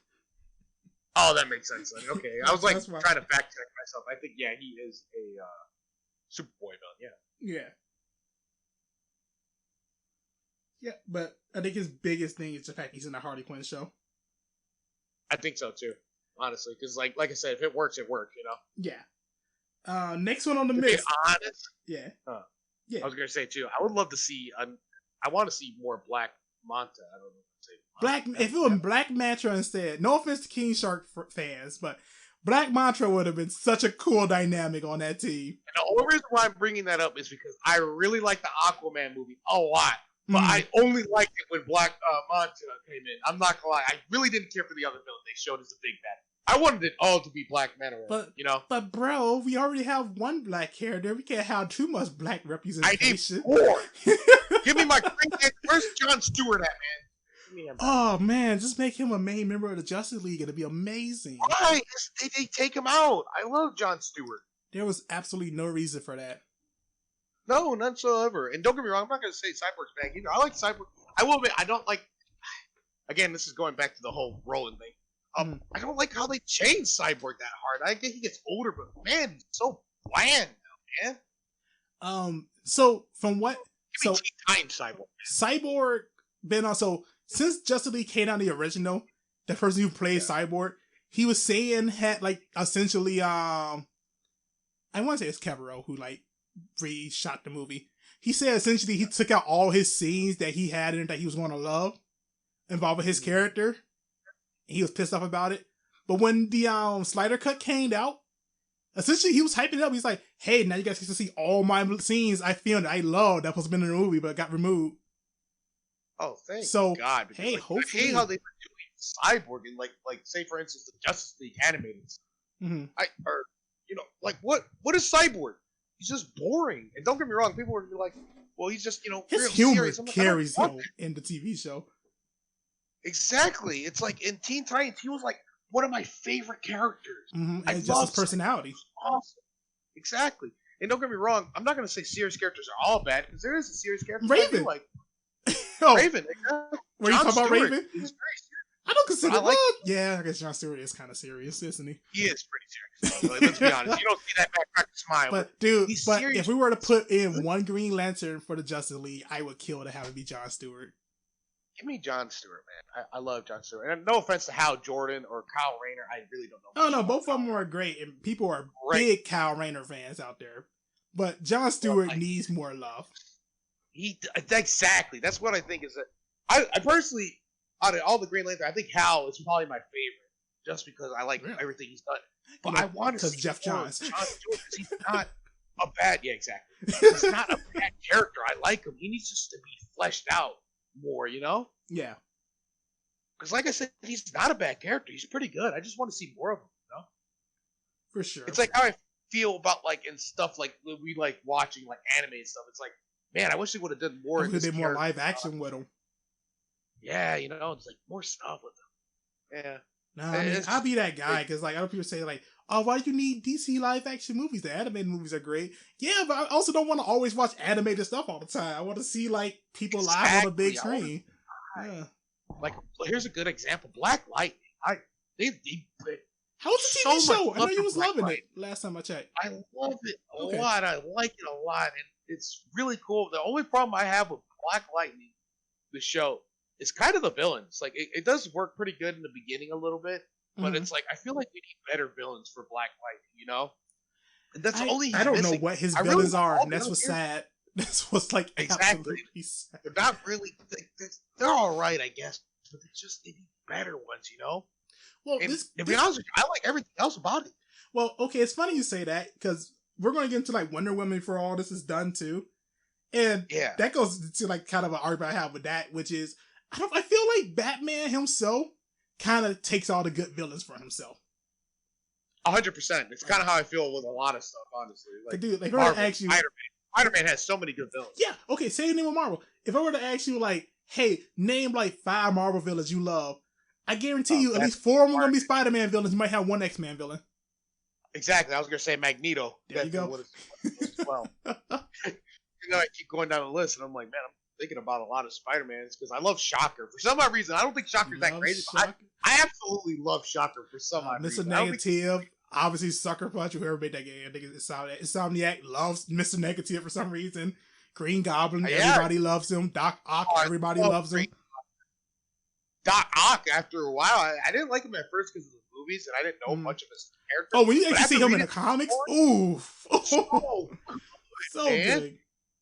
He's so crazy. I love him a lot. Superior Spider-Man. I don't know if people gave it hate. I feel like they did because they canceled it pretty fast. But Superior Spider-Man was freaking amazing when Doc Ock took his body.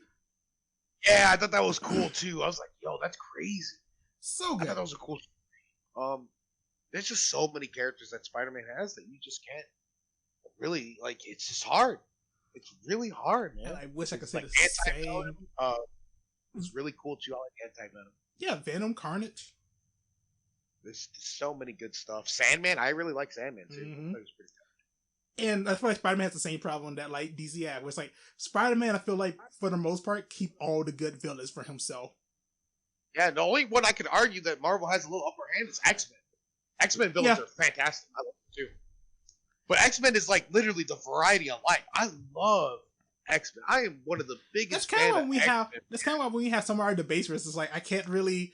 Like you ask like when I always say like, oh, name me like this and that, but can't use X-Men. You're always like, well, all right, exactly. I give up. Well, I guess the argument is invalid now because I can't. I straight up can't. Some of my favorite characters come from X-Men, and that's why I think that's why I'm also biased about the Inhuman thing about when we're talking about the Marvel Avengers game. Is that it hurts because like you're giving me Inhumans, and I don't like Inhumans. I hate Inhumans. Inhumans basically work like mutants almost in exactly way, shape, and form, and you're giving me a lesser version of it, and I don't want it. Stop feeding me this. You know, they're only feeding me this so that way I'm forced to like it. I don't care how many times you get Inhumans in my face, or how much never gonna care for it. They're better in every way, shape, or form of X-Men and mutants. I don't care how much you do it. I will always love mutants more. I mean, here's my thing. You know, I almost never read stuff like I already read before, comic-wise and things like that. And I'll tell you in a heartbeat, I'll reread like 1,000 X-Men comics before I like touch one brand new Inhuman comic. honestly, man, because X-Men is just so perfect, man. You Fatal cannot Attraction, dude. redo that ever because X-Men feels like it gives you what you want. So there's a little bit of everything for everyone, bro. So I'm gonna say a little something with that. And I'm happy to say it's over a year old now and still going strong. Did you check out the brand new X-Men comic that just started up last year? Oh, I haven't. I really need to though. So the writer, I remember looking him up. He had did a lot of like X-Men stuff in the past. It was a few of my favorite stories. I was like, oh, okay. It's been like, me being generous, about 10 years since the last real X-Men story, so I'm a bit hesitant. I'm interested in it. Flat out, my absolutely favorite run of X-Men ever. It's been what he's been doing. I need to read it then, because the only comics that you've ever seen me read is Flash, Batman, and X-Men. And a little bit of Spider-Man. That's just a little bit here or there. Because I like a lot of the stories like Miles Morales. I've read a little bit of comics. With a couple good ones. Yeah. I'm pretty branched out for the most part. It's always still DC. I am DC. I'm Green Lantern. I forgot. How could I forget about that? Jeff John Green Lantern, so good. But I mean, okay, here's the thing for like everybody who's listening, who's like huge on like Marvel, and I'm like, I think it's the same with you too. Neither one of us hate Marvel. I just feel like the DC stories are better. Just flat out. I think the reason why is that, don't get me wrong, there is stupidly overpowered characters. Like Superman and stuff like that. But like most of the stuff that we like is like that revolves around characters that like you have to think outside the box, and it's just about who's stronger. It's more so literally thinking outside the box. When it comes to Flash and Batman, and I'm gonna throw Batman. Let's be honest, Batman is like my favorite. Bit of a I like him a lot because exactly, he thinks outside the box. It's not about strength. It's about how you go about it. In Flash, it's kind of almost the same thing. He has super speed, which makes him stupidly overpowered. But 9 out of 10, he deals with people who are literally faster than him. He has to, don't get me wrong, he does get faster, like how he goes about it. But how he deals with it is what's so perfect. I will say, that's something I haven't really stopped and really thought about it until now, like at this moment.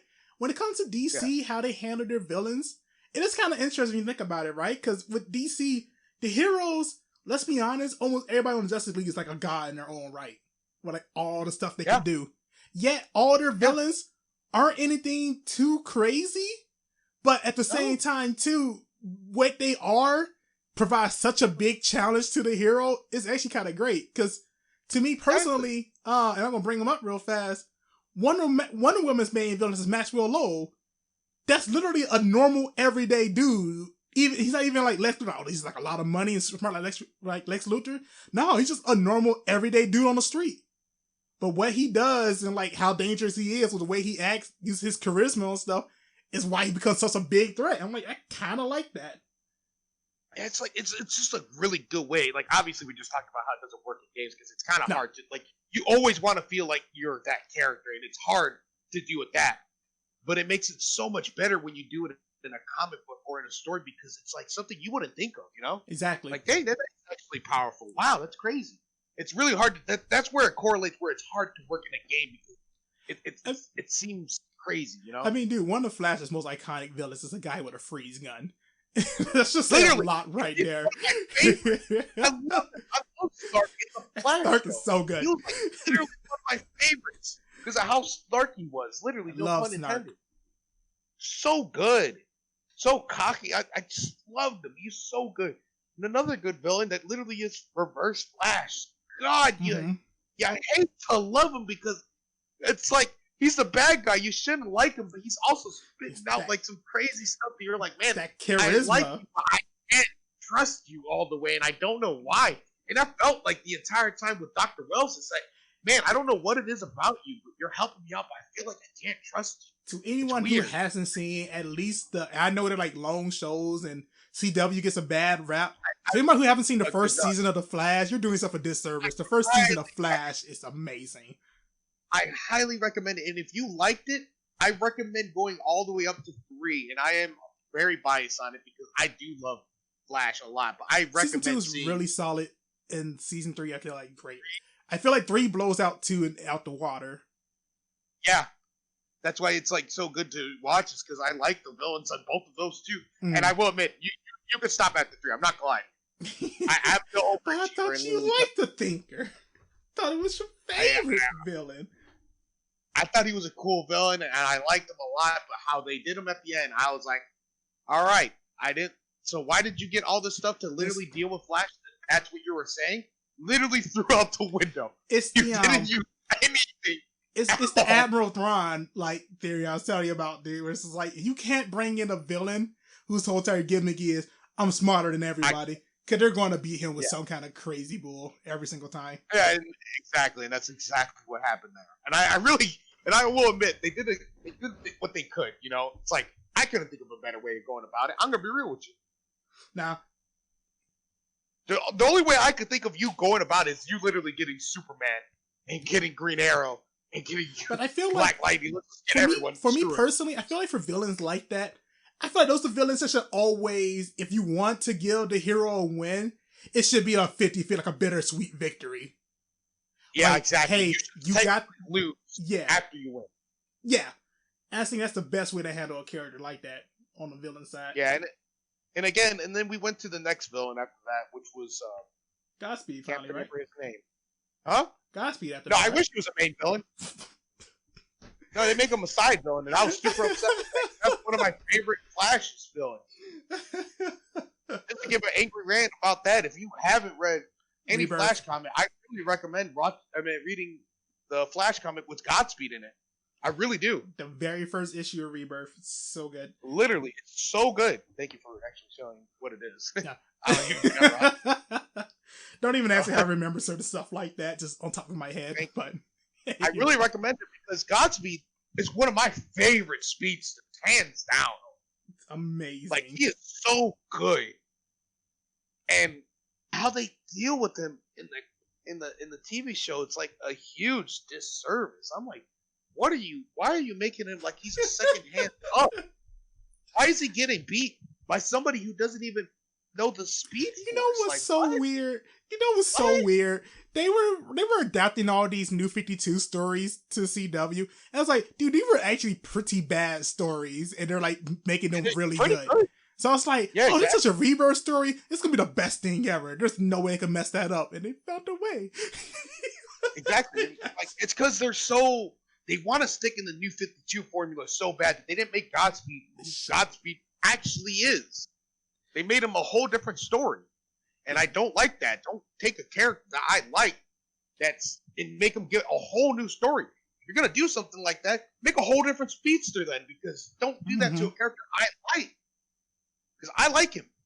And I like how the story was told. It was really heartfelt a little bit, honestly. It's kind of like, that's kind of how I feel like deep down, how I'd be like, I feel like this, like if I got the Speed Force and I randomly got it, I feel like I'd be like him too. It's like, don't get me wrong, I want to do everything he did, but I felt like I'd be like, all I would think about is getting more power, getting more speed. That's how I feel almost, because I'm like, this is like... And that's something I feel like they did really good. Well, not just even the Flashman, but like what everybody's DC Rebirth villains.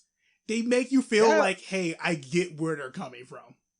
Exactly, and those are some of the best villains you can have, is that you could feel something of what the villain is going through. That's why Joker, and again, I know this is like going the whole Batman route, but this is why Joker is so many people's favorite villain, is because Joker is literally just a normal guy that literally anyone could be. There's just nobody, anyone could be the Joker by just having a bad day. That's what I like.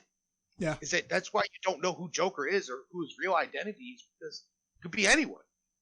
Anyone could have a bad day so bad that it literally makes you mad. And this goes back into an earlier topic, but that's why I'm a little bit worried about the direction they're taking Black Label, where they're kind of hinting at, hey, we make new Jokers.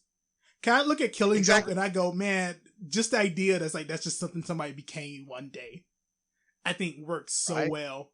Do you know about Batman Who Laughs? Yeah, I do know about Batman Who Laughs. Yeah. So I kind of like that whole idea too. Like that premise, just like, hey, anybody can reach their ultimate breaking point. Exactly, it's crazy. And I love Batman Who Laughs. If you guys don't know about that, I really recommend trying to Dark Knight Metal. Dark Knight Metal, yeah, exactly. I really recommend it. It's really, really good. I don't want to spoil too much stuff, but basically it's like a breaking point of like Batman, basically, in a different universe. And I really recommend it. It's really good. I've read a couple of it. I still need to read more of it, but it's really good. Remember back when, like, and not just you, I was in the same boat, where like we wouldn't touch comics because we always thought like, oh, but these Elseworld stories, they keep popping. Right. Like it is. It's like hard to get your head around it. Like you need to find a really good point. It still gets frustrating. Don't get me wrong, but at the same time, it is kind of when you find like the stories you really like. I do feel like it really hits home, and it really does. Because there's a little bit of everything for everyone, but that's also a good thing and a bad thing too. Yeah.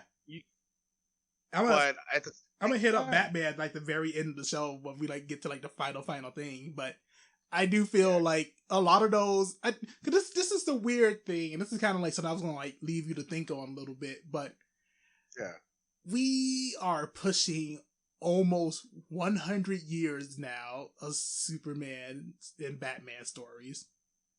That's We're like crazy. Close to that. It's crazy. It does feel weird to like when I sit here and I think about it and I go, one, all the people who originally created these stories, like when these characters, like this original idea these characters had, those people are long gone. They're not around anymore. And we have like all these other different people, Jeff Johns being one we love, like still working on their stories. And I do wonder, but I do wonder like because it's no secret that DC was like in really bad shape this year. A lot of people wonder like, oh, DC actually might go bankrupt. I think Warner Brothers might actually sell off DC. But like that was like an actual concern. Still kind of is. And it really is. I kind of wonder, why do you think comics are selling the way they used to anymore? Why do you think comics are like kind of fully dying? In America, in Japan, they're still the biggest thing in that country. Well, because Japan loves mangas. Yes. And mangas sell really hard because you will always. It's like I think the reason why it's so good in Japan is because Japan really appreciates all those extra little details that goes into the manga. You know, don't get me wrong. And I think like don't get me wrong. You can still get the details in comic books and you can get into mangas. You know, they're basically two of the same things. But in Japan, it feels like people like to read more than they actually like.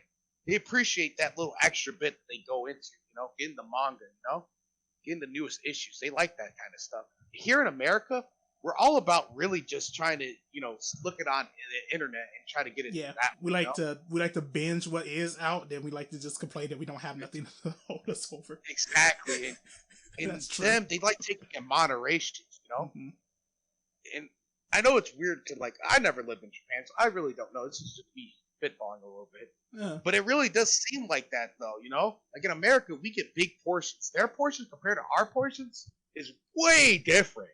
For sure. You know? And we like, you know, getting the best stuff, you know? In America, we like getting, you know, and it really shows that, like, we take the best of literally everything, mix it all together, you know? Yeah. That's really what it is. Japan, me personally, what I kind of, so I thought about it too, but like with me, the kind of thought process I kind of came to was I almost feel like our stories we have here are just way too stagnant. I feel like we like to get the same thing with nothing ever really changing. Where see, that's the other thing too. And I would say we probably need to do like an anime show at some point in time. But take for instance, I almost caught up in One Piece now. And with that, I kind of look at One Piece. That's been going on as longer than New 52, longer than Rebirth, longer than Golden Age almost. But since the 90s till now, almost 30 years. And that's still the best-selling thing in that country. And I think like, oh, it's been going out here for like almost 100, things like that. But it's never been like the best-selling thing in all of America. Yeah, and exactly. I kind of wonder if that's because with One Piece, I look at Marine Forward, that whole arc, that happens, I'm not sure if you noticed or not, that happened at year 13 of the manga. That's crazy. So after 13 years is when that finally happened. And I want to say, it was still blowing up, being super popular then. And I kind of go, man, you think if we had 13 more years of Rebirth, we had a moment where they had like everybody all around the world talking about it? No, and I'm going to tell you why. Because, and I talked to a lot of people about it, is like another thing that I think is also a big reason of going why mangas are selling more than comic books is a very huge thing. It's like a give or take a little bit, is the fact that in mangas and like in anime, there's more consistency. You know, it's not about like I said, in like Marvel, you know how it's the biggest. How big can we get? Here's the standard. Let's go above the standard even more. In DC, there's sometimes it happens too. Here's the standard. Let's go above. Batman's now a god. And I see. And like One Piece. It feels like it's smooth. It's consistent. It goes with the lore. It goes with the power scaling. It makes sense. They get stronger, and it makes sense. Like, for instance, in the beginning, Zoro, top tier. We were like, bro, ain't nobody messing with Zoro. Bro, he's a cheat. He has 3 swords now. He's a monster. Here comes Mihawk. And you literally like, yo, Zoro, what happened to you, my G? What happened here? When you find out, oh shoot, our big dogs are actually small fishes. Literally. And it's like crazy because it keeps going with like what's going on with it. And it never feels like it's like, well, this came out of left field. Like, let's say Armament Hockey. Like, if nobody knows what Armament Hockey is, in One Piece, you have the strongest thing we see in One Piece is about fruit that gives you power. Oh, okay. And power shows a lot of stuff, and we're just like thinking this is top tier. There's nothing that can beat. I'm gonna tell you like a Logia type, which is basically you're that element. Nothing can hurt you at all, and that's the strongest stuff we see, and you can't really deal with it. But the next power they give you is something that literally deals with that, and it's not making the fruit any worse. It's still a powerful fruit, but now you can deal with it with this power, and it doesn't feel like it's overpowered by you having this. It just makes you like able to balances. And it balances exactly. That's the most important thing. It balances. It's not something that's abusive. That like right away at least, because the more you use it, the stronger you become. You know, it's like the more you use the Armament Hockey, the stronger it becomes. So what I get from all that, it almost feels like the issue you gotta have with like the way comics goes is we hit almost like a DBZ level where it's all about, well, how big can I make my power level this week? And it gets to extremes measure. Like Darkest Night, I recommend it because it's so awesome. But if you really think about it, he's at extreme levels of overpower. Like that man's literally an Omega. And if you don't know what an Omega is, oh boy, Omega. Let's just put it this way: if you know DBZ, right, and DBZ is inherently one of the strongest anime. There's no beating Goku. Yeah, flat out. Let's just flat out, honestly. And an Omega level can literally solo their entire universe, if not their entire, like, literally reality. Which is dumb. Just straight up. Which is dumb. And I'm not saying that, like, it's a gloating point. I don't really like it, honestly, because it usually makes it ridiculous, like, to an astronomic level. The only reason why I like Darkest Night is I like the idea of him and what he goes about and how smart he is, you know? But like I said, they were here and it was awesome, and I was like, okay, cool, let's go crazier. They're like, okay, this is still pretty cool. I still like it, but you don't really have to go that extra step. I really was liking where we were at, you know. But it does it so fast that it's like, okay, it's still it's just good. Constantly like, building, and you have no time to really breathe. You just keep going up and up, and it's like it's good sometimes, but like once you get to that point where like, okay, this is really cool. Oh, well, now I'm gonna scrap that all away. Batman is now level 1. What? Excuse me, explain? Oh my God. I just reset it all, everything. Okay, but why though? Oh, that's something too. Yeah, the constant power resets. It's I haven't read enough Marvel comics to say it's a theme there too often, but for DC, it happens constantly. Yeah, and it's that's why I think mangas it's selling, and I know it's like different between manga and like reading online and stuff like that. Yeah. But I think people would like to tune more into the manga because you don't feel like at any point in time it's going to change on you. You could still read it and it still be awesome. You know what you're going to get week after week. Yeah, exactly. It's timeless almost, you know? But so is DC. Like it's timeless. but you don't want to keep getting the next issue of the comic book when something else is gonna either be better or worse. You don't know. Or even make it to like go out his way to kind of ruin what you had before. Exactly, because now it's not, it's not canon. Mm-hmm. So now it's like, wow, I just got this, and that's I'm gonna go into a little bit of rant on the other thing, not a huge, small one. That's what I don't like is when something is canon and non-canon. It's like, oh, well, then why was the point of me reading this? And don't get me wrong, there's still good stories to read, but it kind of gives you that bitter feeling, that the little aftertaste of like. Sometimes when you get retcons, it hurts. Like I will admit, there are certain times where I think retcons are needed. New 52 and DC Rebirth. So bad that didn't need to be canon. DC Rebirth needed to exist. 100%. It definitely did. But like I was gonna go into a rant real quick about anime real quick. Oh, go for it. I didn't like how anime's movies are literally not canon. Straight up, most of them are not canon, and I don't like that.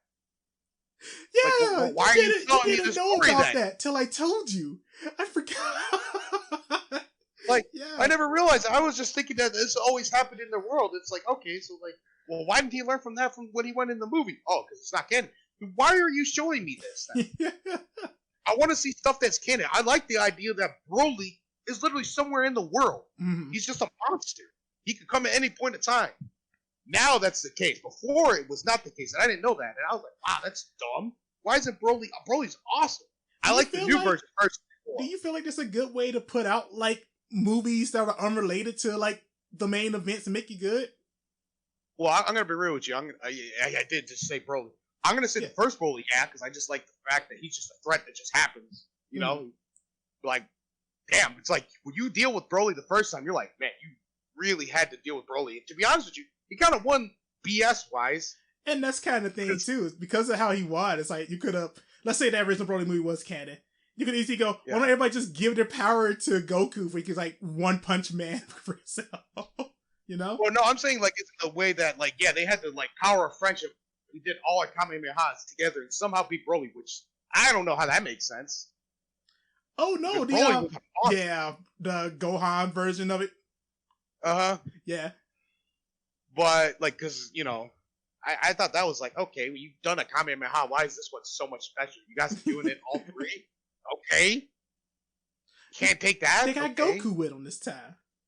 That's stuff. Okay. But that's why I really like the thought process. Like, oh man, maybe we'll get Broly to come back, or maybe he'll help out. Maybe somehow it's just like randomly. The fact that that's a thing feels good. Like that. Exactly. It's just like, oh, Frieza's back. Dang, that's crazy. Broly's back. Oh, okay, Broly don't like Frieza, and he just beats up everything because he doesn't care about anybody. Mm-hmm. Fuck it, let's just get two villains fighting. That'd be cool. But we really, it's not canon. So but now it is now. So even though the new Broly movie is canon, but now I'm gonna ask, and I love what would happen if they just never bring up Broly ever again? I'd be upset because I really want to see him again. I really do. But do you feel like that would ruin that movie for you a little bit? No, not even a little bit. I want him in the tournament. I want another tournament, and I want him in it. He is on our team. Please, take Krillin out. But that's kind of why, thinking about that, that's kind of why I feel like if a movie is good enough, I kind of don't care too much. Like the second Hunter x Hunter movie.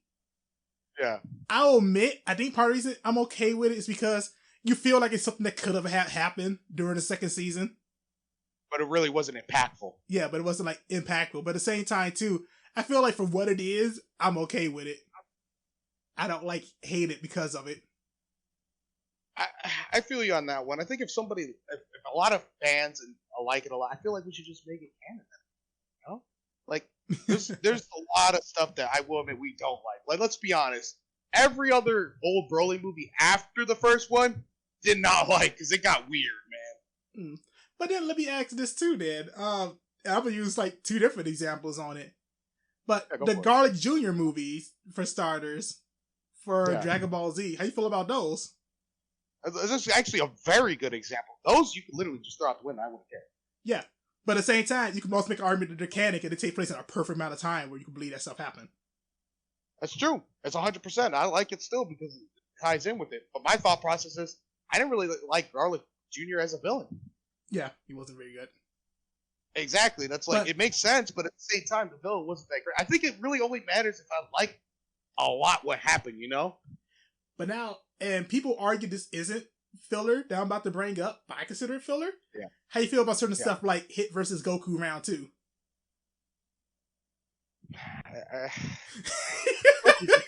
Well, I gotta say, sure. Honestly, that is filler. I don't really care for it.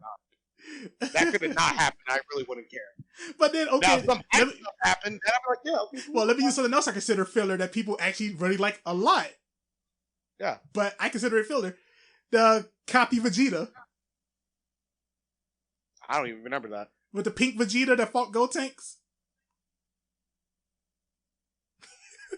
He went pink, I blue. No, he went Super Saiyan blue, but he had pink. He was still all pink. I really don't remember. I'm gonna be real with you. It's blocked it from your memory. All right, and here's another one: the baseball episode. Oh Jesus Christ, that's filler, but that's funny. At least that's filler that makes you enjoy it. Yeah, and that's kind of what I mean. That's kind of like what I'm getting at with like all of these. It's like I feel like you can have filler in there and have it enjoyable. It doesn't need to like tie back into the main thing. I personally feel like the best way to do it, and no show would ever do this because no show had that kind of confidence in itself. But I would like it if you brought in like a brand new cast of characters inside the same world doing their own thing, and you let that be the filler. Side squad or something like that. Yeah, and that'd be like your filler, and that'd be cool. Because one example that kind of comes to my mind, and I think if you're right, it used to be filler, and they just made it actual. But the My Hero filler. Oh, you talking about the Vigilantes? Yeah. And they like brought them into Cat or something like that, didn't they? I think so. I'm not 100% on. Like, also, because we're talking about anime. I don't know where we got all the way through. I don't know how we got so sidetracked. Really hard. But just to get back to the anime real quick. Yeah. The My Hero. This is a problem I have with the anime a little bit, or shonens in general. Mm-hmm. I think it's shonen, right? Definitely shonen. I hate, and this is the problem with anime, because like there's this problem with everything, comic books and anime for a certain in mangas in general. There's a problem with kind of a little bit of everything. You know, you're always gonna find something new to do. I don't like the fact that My Hero that they didn't take it, an extra step. It always feels like the hero's gonna win, and I heard in the manga it's gonna change a little bit, and we're gonna start seeing some hype stuff where we don't see the heroes always winning. I never liked that in stories. And people are going to be like, well, don't you want to see your hero always win? No, because it's just, I like the idea of seeing something a little bit different and saying that the hero never always wins. I like the idea that he could take L's, And I think that's what One Piece does good, too. You see Luffy take some L's. He takes a lot of L's. Like, you get messed up. Sunset Archipelago with all that bubble island to the time skip. I'm like, oh my, dude, I had actually hit a point where she was begging them to give Luffy a win. Like, spoilers for One Piece. When the whole Ace thing that was coming up, like, I kind of forgot that, like, I knew what happens. And I felt so good. I was like, oh, dude, finally, after all this bad stuff that happened, something good finally happened with Luffy. Dude, just to get that taken away. You're like, oh, sad. Like, it's like literally taking somebody while they were down, literally, and it was so good though. It's so sad. That's why I think One Piece works so good. Because I think One Piece is the Shonen Jump, right? It is. Yeah, it's Shonen. And One Piece is. And it's weird. I would say the only Shonen I considered. It's funny because I don't consider this. It's hard. I forget the show it's a Shonen I'm about to bring up, but the only other Shonen I feel like I love as much as One Piece is Demon Slayer. Damn, they'll never know. Just be weird. I'm just gonna. Dude, that was a great session, though. Dude, all I'm saying is I'm totally gonna just put these full of like unedited versions out there. I'm gonna call it the Ame cut. The Ame cut. It's gonna be the unedited files for people to go, oh my god, these guys are horrible. We need to cancel them ASAP. Perfect. That's how we get them. We get their hopes up and then be like, wow, they are horrible. It will happen to me sooner or later. Don't worry. Every time. Now to get back, what was I talking about again? Last thing we were talking about was like shonens, things like that. In which case I said like One Piece does it the best because I don't feel like I'm watching a shonen sometimes when I'm watching it. And Demon Slayer is the same boat. I forget Demon Slayer is a shonen sometimes. 100%. Okay, so now I remember what I was going into. I was going into another like little rant. Is that the fact that I love Dragon Ball Z a lot, but I hate the aspect of if you are not Goku or Vegeta, you are useless. Yep. Just straight up, you're useless. And then Naruto later down the line kind of turned into that a little. Yeah, where if you are not Naruto and Sasuke, you are useless. Get away from me. One Piece doesn't have that problem. Like One Piece. One Piece is perfect, honestly, because Luffy and Zoro can go toe to toe, and I'd be like, I'm gonna be real with you. I think Zoro might win. I'm just gonna be real with you, but at the same time, Luffy is really strong. Where I really can't say that too, though. Sanji would also be another one too. Jinbei would be another one. It's like they're really strong people that like you can rely on, and it doesn't feel like any way, shape, or form that like the story doesn't feel like it's being held back. Cause like, let's be honest, Usopp, to a point, Name, Chopper, all them, they're essentially like the Krill and Yamcha and like Bulma of the group. But at the same time, you never feel that way watching. Like even when it cuts over to them, you're still like, oh, I wonder what's gonna go down. I hated Thriller Bark, but I love seeing those three doing stuff together. Yeah, exactly. Because it's surprising. Like they could do a lot because it's like they have their shine. It doesn't matter like how strong they are. They get by, but they get by. You know, exactly. Like you don't look at Krillin and be like, well, why am I watching you? You don't even do anything. Oh, we had a Krillin episode. I'll skip it immediately because it's like you don't do anything interesting. Your character's really not that good, honestly. Like Nami, I find hilarious because she just randomly does stuff. Mm-hmm. Chopper's just adorable. This is so fun. Usopp's an idiot, and it's funny. Oh my god, I love the Time Skip's personality so much. Yeah, I do too. I like it a lot more too. Like Time Skip Zoro is my boy. Time Skip Zoro is dude. Okay, I haven't seen like I'm in Fishman Island right now, but when he rode on that boat and fell asleep on an accident. And then it sinks on the water and shows me up later on the boat's cut in half with him floating back to the surface. That was so amazing, wasn't it? Yeah. That made Zoro my favorite.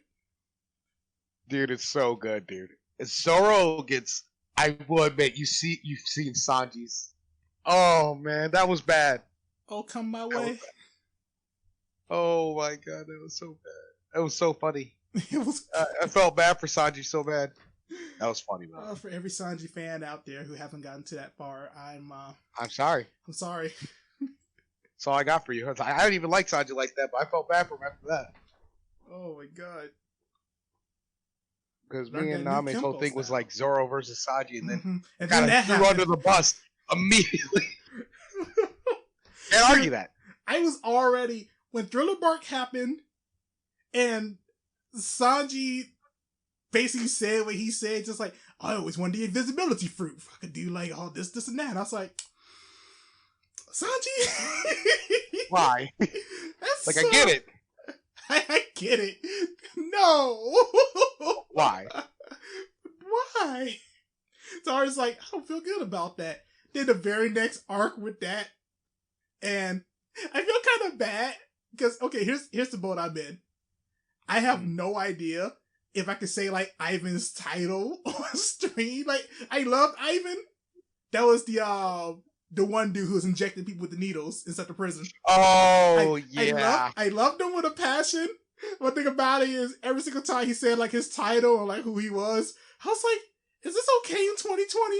I don't know if this is okay in 2020. I'm just gonna skip this part. Yeah, I couldn't tell you honestly. I'm tippy-toeing too. Until they see the uncut version of this, they'll be like, "Oh wow, that's." Oh, when they see the, well, I'm not cutting this part out. Oh, okay, that's true. Once they see the uncut version, they'll be like, "Oh, okay, you know what? We get it. we get it. We get it. Like, We're not gonna say it, but we get it. Hear this guy's voice, I understand. It makes sense. Yeah. But yeah, that's why I just we went to a whole side quest. Like, oh yeah. Jesus Christ. Oh man. That was a real side quest. When I edit this down, it's probably going to be like 3 hours and 30 minutes. Dude, it seems like it. I'm not gonna lie. Speaking of which, let's go. Finish up Suicide Squad. Yeah, let's go back. I last left off when I going down the list of like new Suicide people.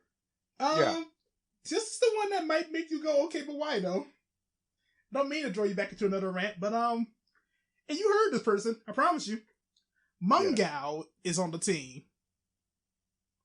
Oh, you might be thinking for a moment, why does that sound familiar? And then you think, for some reason, you start thinking, are they Superman related in some way? And then you think about it a little bit more, and you go, wait, hold on. Isn't one of Darkseid henchmen's name is Mongo? And I go, yes. Oh, what? Yes. One of Darkseid's henchmen? It's on the Suicide Squad. Oh, well, she's living. That's all right. That's a done deal. All right, let's go on to the next one. Oh, not even like no debate, huh? It's just no, she's gonna make it. If you're Darkseid's henchman, you have to be a monster. There's no ifs, ands, or buts. At the same time, if you're one of Darkseid henchmen, you really got caught by Amanda Waller. I'm also like, I feel like Amanda Waller could catch Superman if she really wanted. That's also the Borderlands too. To be fair, though, it's not very hard to catch Superman. All you can do is leave a piece of candy of kryptonite and just call it a day. Done. I won't say she can catch Batman, but I can see her catching any of the Robins. Oh, yeah. 100%. Oh, yeah. So it's crazy because, just to go a little off track a little bit, with Batman Beyond, Amanda Waller was just like, yeah, we kind of need a Batman. That's actually why I genetically made you. You're just like, what? I do honestly feel like there's some kind of like low level of respect she has for Batman specific. Oh, 100%. And I dig that. I love it. Well, I think it's because of the fact that Batman's human. And so is she. Mm. And she's just like, you're doing stuff like this. Jesus. When the humans on the team I actually trust. And the other fact that you could destroy Superman and all these other heroes is impressive. Honestly, yeah. The fact that he goes against all the stuff he goes against whenever he does. It's crazy. That's why I love Batman. That's why it's like the idea of what Batman is the one person on the team where we say like, oh yeah, everybody on the team is like gods in their own right. Batman's the one person who he has the reverse issue that all the other superheroes have, where his villains are almost always way more powerful than he is. Yeah, and he somehow wins on top. Mm-hmm. I love that. And it's so good how he does it, because he just literally, it's 90% is outsmarting your opponent. Just straight up. And his opponents are not pushover when it comes to like intelligence. They're freaking super smart. So it's like it's really cool seeing how he goes about it. Especially I like the Riddler too. I thought that was pretty cool. Like, the Riddler's kind of grew on me. Beforehand I didn't really care for him, but now he's grown on me. Gotham's why he grown on you. Oh, for real though. 3 more left. 4 more technically. But okay, go for it. The go through Soul Soria. As far as I can tell, she's a brand new character. Yeah, I was watching a loop or something like that. I can't remember who else. And they're talking about how like this could possibly be a gender bent of another Suicide Squad character. I'm not sure. I really don't know. Maybe. Because Ratcatcher 2 is that. She's a gender bent of the original Ratcatcher. So. Yeah, but she's Ratcatcher 2, so I'm guessing it's like the daughter or something. Oh, I didn't think of it that way. Yeah, you're right. That could be a case. But, you know, that also could be the whole like gender role thing. Which I don't know why they did that, but at the same time, who's really gonna remember Polka Dot Man? Like anyone we can. Bro, he's gonna, and like I hate myself. I'm end up being like utter Joe with Slipknot in the first Suicide Squad movie. But Polka Dot Man will be the hero of this film, bro. Mark my words. He's gonna be the last one standing. What would you do? I'll walk out the theater. If you could get in there. Yeah, God. For anybody who doesn't, for anybody who listens to this like 10 years ago, there's a pandemic in 2020. You might have heard of it. Not good. It's like you're dealing with Ultron. You're like, all right, that's cool, bro. That's cool. And then Thanos comes and you're like, dude, that hurricane right now is oof. The next one on here, Blackguard. I know nothing about. Oh, I actually looked that one up. Apparently, he's like a villain, and he used to like hunt down crime syndicates. And he actually joins the Suicide Squad just so he can find other syndicates and destroy them and stuff like that. I can't remember exactly. That sounds kind of cool. Okay.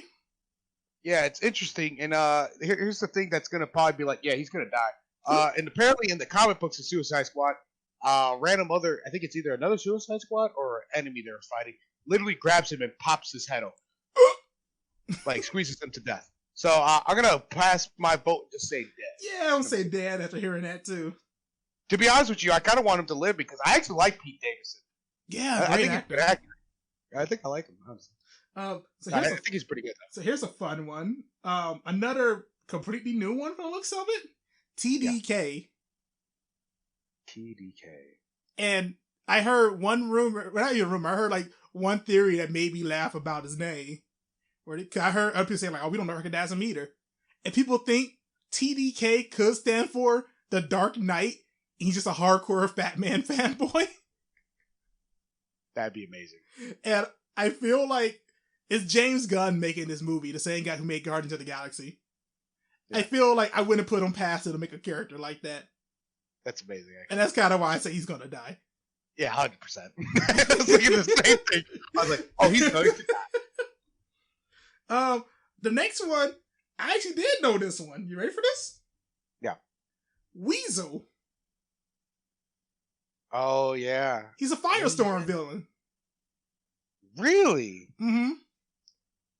Here's something great, though. One of the main reasons I know him is because years ago, I decided to binge all the old Suicide Squad comics. And I read one and he was in it.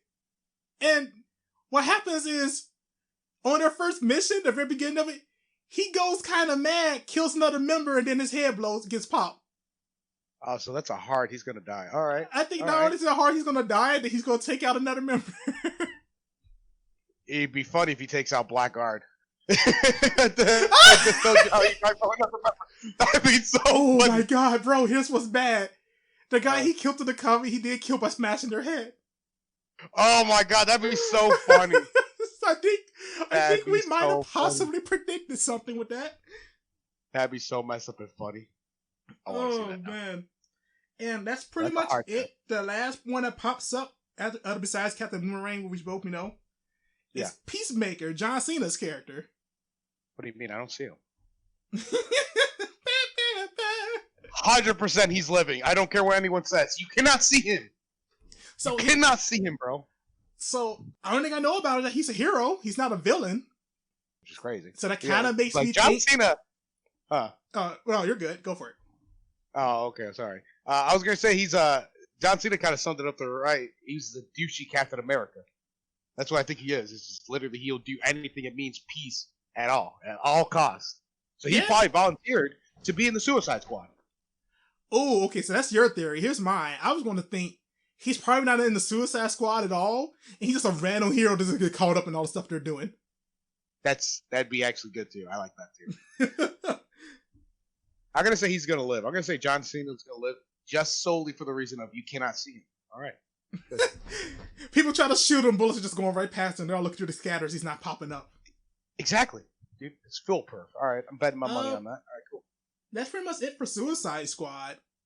Pretty hyped for it? Honestly speaking, yeah, because they have so many characters. I'm like, man, this is good. Crazy. Dude, my main thing is being made by James Gunn, who made Guardians of the Galaxy 1 and 2. And those two movies are freaking amazing. God. Guardians of the Galaxy is definitely one of my favorite Marvel movies. Not the best to me. Yes, to me, this has to go good. There's no way for it to fail. Right. I feel like, in my opinion, I think Suicide Squad is kind of like Guardians in a sense, with like the whole ragtag team. Yeah, that's true. And anyone could die at any time, so it gives them a little bit more leeway. Mm-hmm. So that's crazy. I got faith in this. I actually think this is going to be really good. Me too. Out of Suicide Squad, and this might end up being a short one because we just got a trailer. Did you see the Wonder Woman 1984 trailer? Yes. I saw her whip thunder. That was cool. I'm not gonna lie. I gotta be honest, I don't know how that worked. But that cool. broke me. I was actually crying because I was laughing so hard. I'm not gonna lie, I liked it. So get me wrong, I get this is Wonder Woman's most iconic villain, but Cheetah for the main villain. How you feel? I know. I think it needs to lead up correctly because I'm like, that's the thing is I think there's gonna be another villain that ties into with Cheetah, and then she ultimately becomes Cheetah. Ooh. That's what I'm thinking is going to happen, because that's my problem. I'm thinking of the movie is that we're going to get Cheetah, like when she's a human, and we're not going to get a lot of action, or a good amount of stuff going on. That's what I was scared of. But with having two villains and lead up to her ultimately turning into Cheetah, we could have like a good. Do you think this is a good movie to have two villains for? Honestly speaking, yes. Same. Because this is how we first start up with Cheetah, and let's be honest, I don't really know much Cheetah, and I don't know how good her character is. From what I know about her, I don't see her holding a film by herself. Exactly. That's why I'm hoping we get two villains, because that will help out progress. Like we get action, and we get a little bit What I'm also I haven't, outside of the trailer, I haven't looked up a whole lot about this. It's taking place in 1984. I do wonder, after going off the trailer, if they're going down the same direction as the book, if you know about that. No, I don't actually. So there's a super old book called 1984, which is about the government basically going Batman surveillance and everybody. And V for Vendetta essentially takes place in the same sense. Where it's basically it's 1984, but a couple years later is V for Vendetta. So you like V for Vendetta, that world is like that. Oh, that's cool. So I'm interested to see if that. I wonder if it's just I wonder if I'm looking too deep into it. Because V for Vendetta is also a DC property, also, by the way.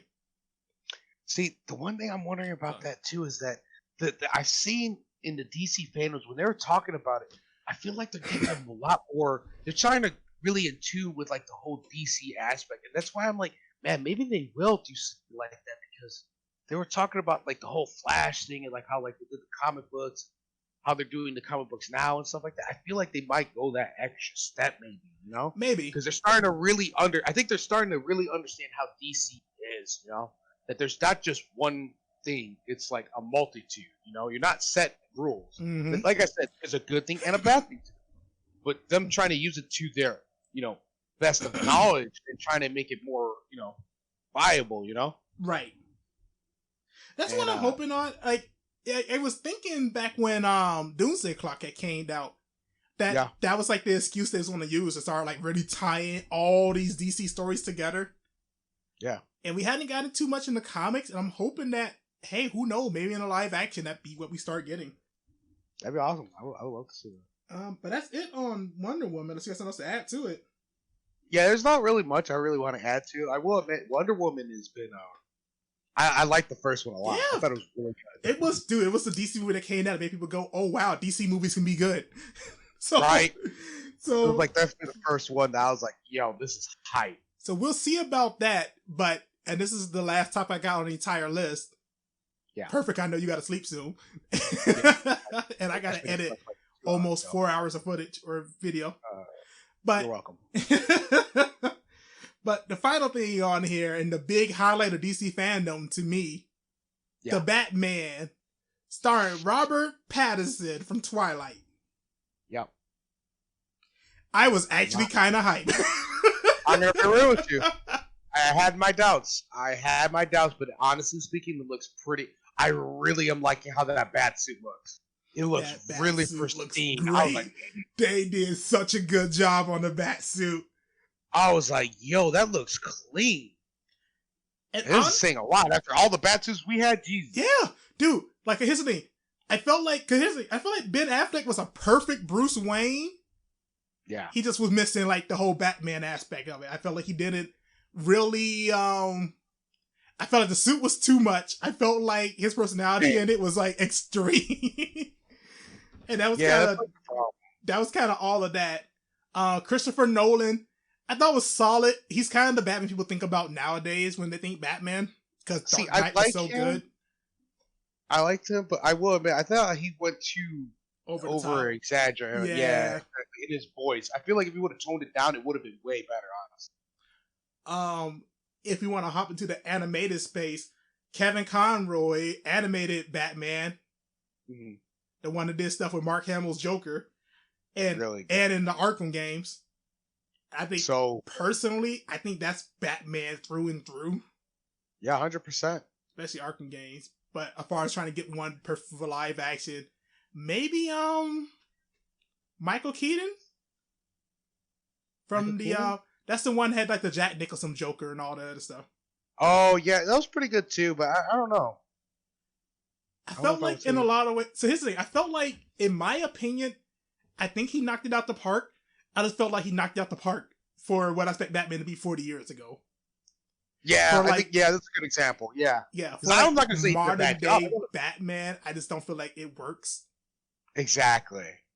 And I do feel like, I can't believe I'm saying this. I was one of those many people. I know it's like, oh, you can't get upset about an actor because he's only starting one role and all these other things. Like, I get all that stuff, but nothing about him screamed to me Batman. That trailer, that screamed Batman to me. He did a good job. Right? I don't know how you feel about it overall, but I felt like that was everything I wanted Batman to be. Although the part where he started punching that dude, I'm gonna be honest, that went on a bit too long. A little bit. That's what I was like, Batman, you need to chill, dog. You just ask who you are, bro. You just start beating up. He's like, he goes to Walmart. Oh, how are you? You just start, start beating them down. I'm like, bro, take it easy. I wanted to cue in the freaking Robin's trailer from Teen Titans or from Titans. Fuck Batman. It just showed that scene. He just, Batman to Robin. I felt like I was watching Kung Lao's brutality from MK11. Oh, he just starts punching. Yeah, but it's on last couple hits, dude. Just, like, oh my god. So, how I feel about the trailers, I actually really enjoyed it. Robert Pattinson did a really good job, honestly, of like laying it down a little bit because he looked very serious. That and, Batman looked good. Yeah, exactly. When he put the suit on, I was like, man, he kind of matches a little bit pretty good, honestly. I mean, it's kind of exactly what I wanted. And the reason I ended, if you wonder why I went backwards with the Batmans, ending with Michael Keaton, I brought him up simply because apparently from what Pattinson was saying, Keaton's been giving him a lot of pointers on how to do his Batman. Really? Interesting. Mm-hmm. And I don't know how you feel about it, but to me it shows. It does. It really does feel like a modern version of what I wanted Keaton's to be. Mm-hmm. So it's great. It's so good. I will admit, I the only thing that scares me is how well is he going to do Bruce? Because I think he's got the Batman super nailed. I'm thinking about the Bruce part. I don't know. Well, here's the thing, and this is why I feel it's going to work. Going off the trailer and everything we've seen, they're doing Long Halloween. They're doing the Hush storyline. Yeah. And I'm going to be honest with you. I think Hush is one of Batman's like best villains that we've never got on screen. Interesting. Hush is the one where he identifies as Batman, right? And takes his identity. Yeah, pretty much. Identifies as Bruce Wayne and takes his identity. You know what? That would also make sense why he doesn't have all his crazy like rides and stuff like that. Because if you notice, he's on a motorcycle. You're like, what? Why is he on a motorcycle? He's Batman. And now you start thinking about that when you say it that way, right? Interesting. I am starting to get more hype now. You're hyping me up. So, I'm hyped for. I mean, let me get you even more hype. I'm hyped for two reasons, right? Yeah. One, because Hush is a great villain, and we never got him live, and I feel like choosing him to like help tell, choosing a guy whose whole entire thing was I'm still in Bruce's identity, having him be the big villain for a brand new Batman, I think was a perfect choice. Oh, 100%. It's a very good opening.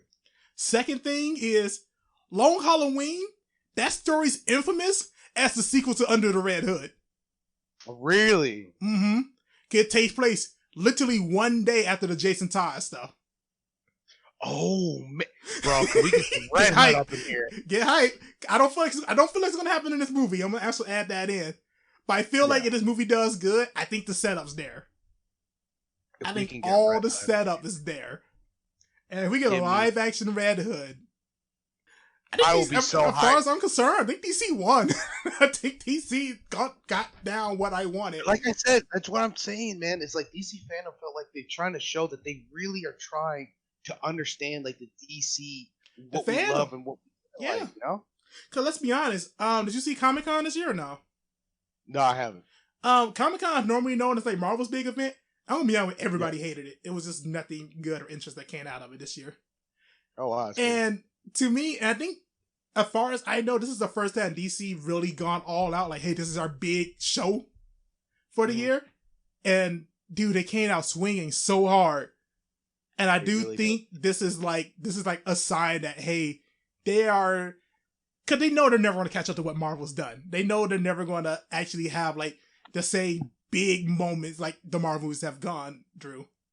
And I feel like they was always trying to do their own thing, making the movies darker to kind of like offset like how happy and joyful the Marvel ones are. And with all this, I think they are doing the perfect thing to actually make their own unique stories for all this stuff to go down with it where they don't need to do. And that's kind of why I think Flashpoint might end up happening. Because I feel like... That's why I think so too. I think they want to reset the world. Yeah, if this movie's taking place after all that, and with a world reset, I think we are in a perfect boat where there's nothing you need to change. Everything is fantastic. Exactly. I think that's why we're going to get... And I think, and this is me just spitballing again, but what if the Batman is going to be this current storyline, and we're already in Flashpoint current? That's what I'm wondering. Yeah, exactly. That's why that Ben Affleck Batman would make so much more sense. That he is acting as Bruce's dad. Which would make sense because his dad didn't care if he killed people or didn't. Also would make sense why he just attacked Superman for no reason at all. That Flashpoint Batman. That version of Batman.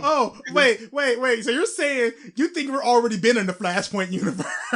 Exactly. And then that's how we're going to get back to our regular universe where this Batman is the original Batman. And that would fix so much stuff. That's okay. Look, I gotta be a realist. That's the best idea I ever heard. I think that's too good for DC. Oh, 100%. I think that's way too good for DC. 100% it is. I know. I want it to happen. I really want it to happen though, but that would be worth. Oh, that would be so cool. It would fill in so many gaps. So much. And then you wouldn't have to get rid of the Aquaman. You wouldn't have to get rid of the Wonder Woman. You wouldn't have to get rid of anybody. Keep all that and just say, hey, it works perfectly fine. And it fits just in the puzzle piece you just need it, man. And it'll start off perfectly. You don't have to change Batman at all. Batman's perfect. This is now saying we are now back into Rebirth now or something like that. Now we're back here. Live action Rebirth. Exactly. It would be a perfect puzzle piece. Bro. Now, is that too good for it? 100%. Oh, yeah, it is. But, man, it fixes a lot of plot holes. Oh, not even just the fact that it fixes plot holes. It's the fact that I feel like that was set up so much good stuff that they could do. But the only one that messed up was literally Batman, and now it would make sense why that Batman was like that. Mm-hmm. And I do wonder, because here's the thing. The Justice League movie, so Zack Snyder been going back and forth with this. Originally, the whole entire plan for it was to show it like kind of how it was originally planned to do. Yeah. And the thing about it kind of worried me is that movie was to set up Darkseid by his end. Oh, but at the same time is if they're in the universe, there's no point for all that. But Zack Snyder recently been saying is like, hey, we're planning on doing like a brand new like original thing that I gotta have to get everybody back together for. Which is what he's been doing. Yeah. And now I wonder if that new thing, you see where I'm going with this. You're thinking about maybe they're going to show it all together. Mm-hmm. With Flashpoint. And it would also make sense why freaking Batman randomly got random visions of anything because the multiverse isn't set, and why Flash was literally like, well, it's just the key. And then that's something is going to be like the catalyst for kind of what happened with Aquaman and Wonder Woman, where they had that big war going off. Oh, this is going back and fixing that one event. Interesting. I like that. Interesting. I think we're thinking way too hard for this. Oh, I think we are. It will not be that great, but if it did, I can dream. I can dream too. Oh my. Bro, that would fix so much. This podcast has been, without editing, almost 4.5 hours. So sweet Jesus. I think I need sleep. Yeah, because I know you still got to get up in the morning. So I think that's the perfect note to end the very first podcast on this channel for. Honestly, I think we went off with a bang. I think that was pretty good, honestly. Yeah, I feel great about it. That was pretty good. Everybody, I hope you enjoyed the first episode. This is my co-host, Grim. Yes, I'll be back soon, I think. Probably. If he doesn't fire me. I just get rid of him. You get another one. Get Grim version 2. He keeps putting in all these Me Too moments.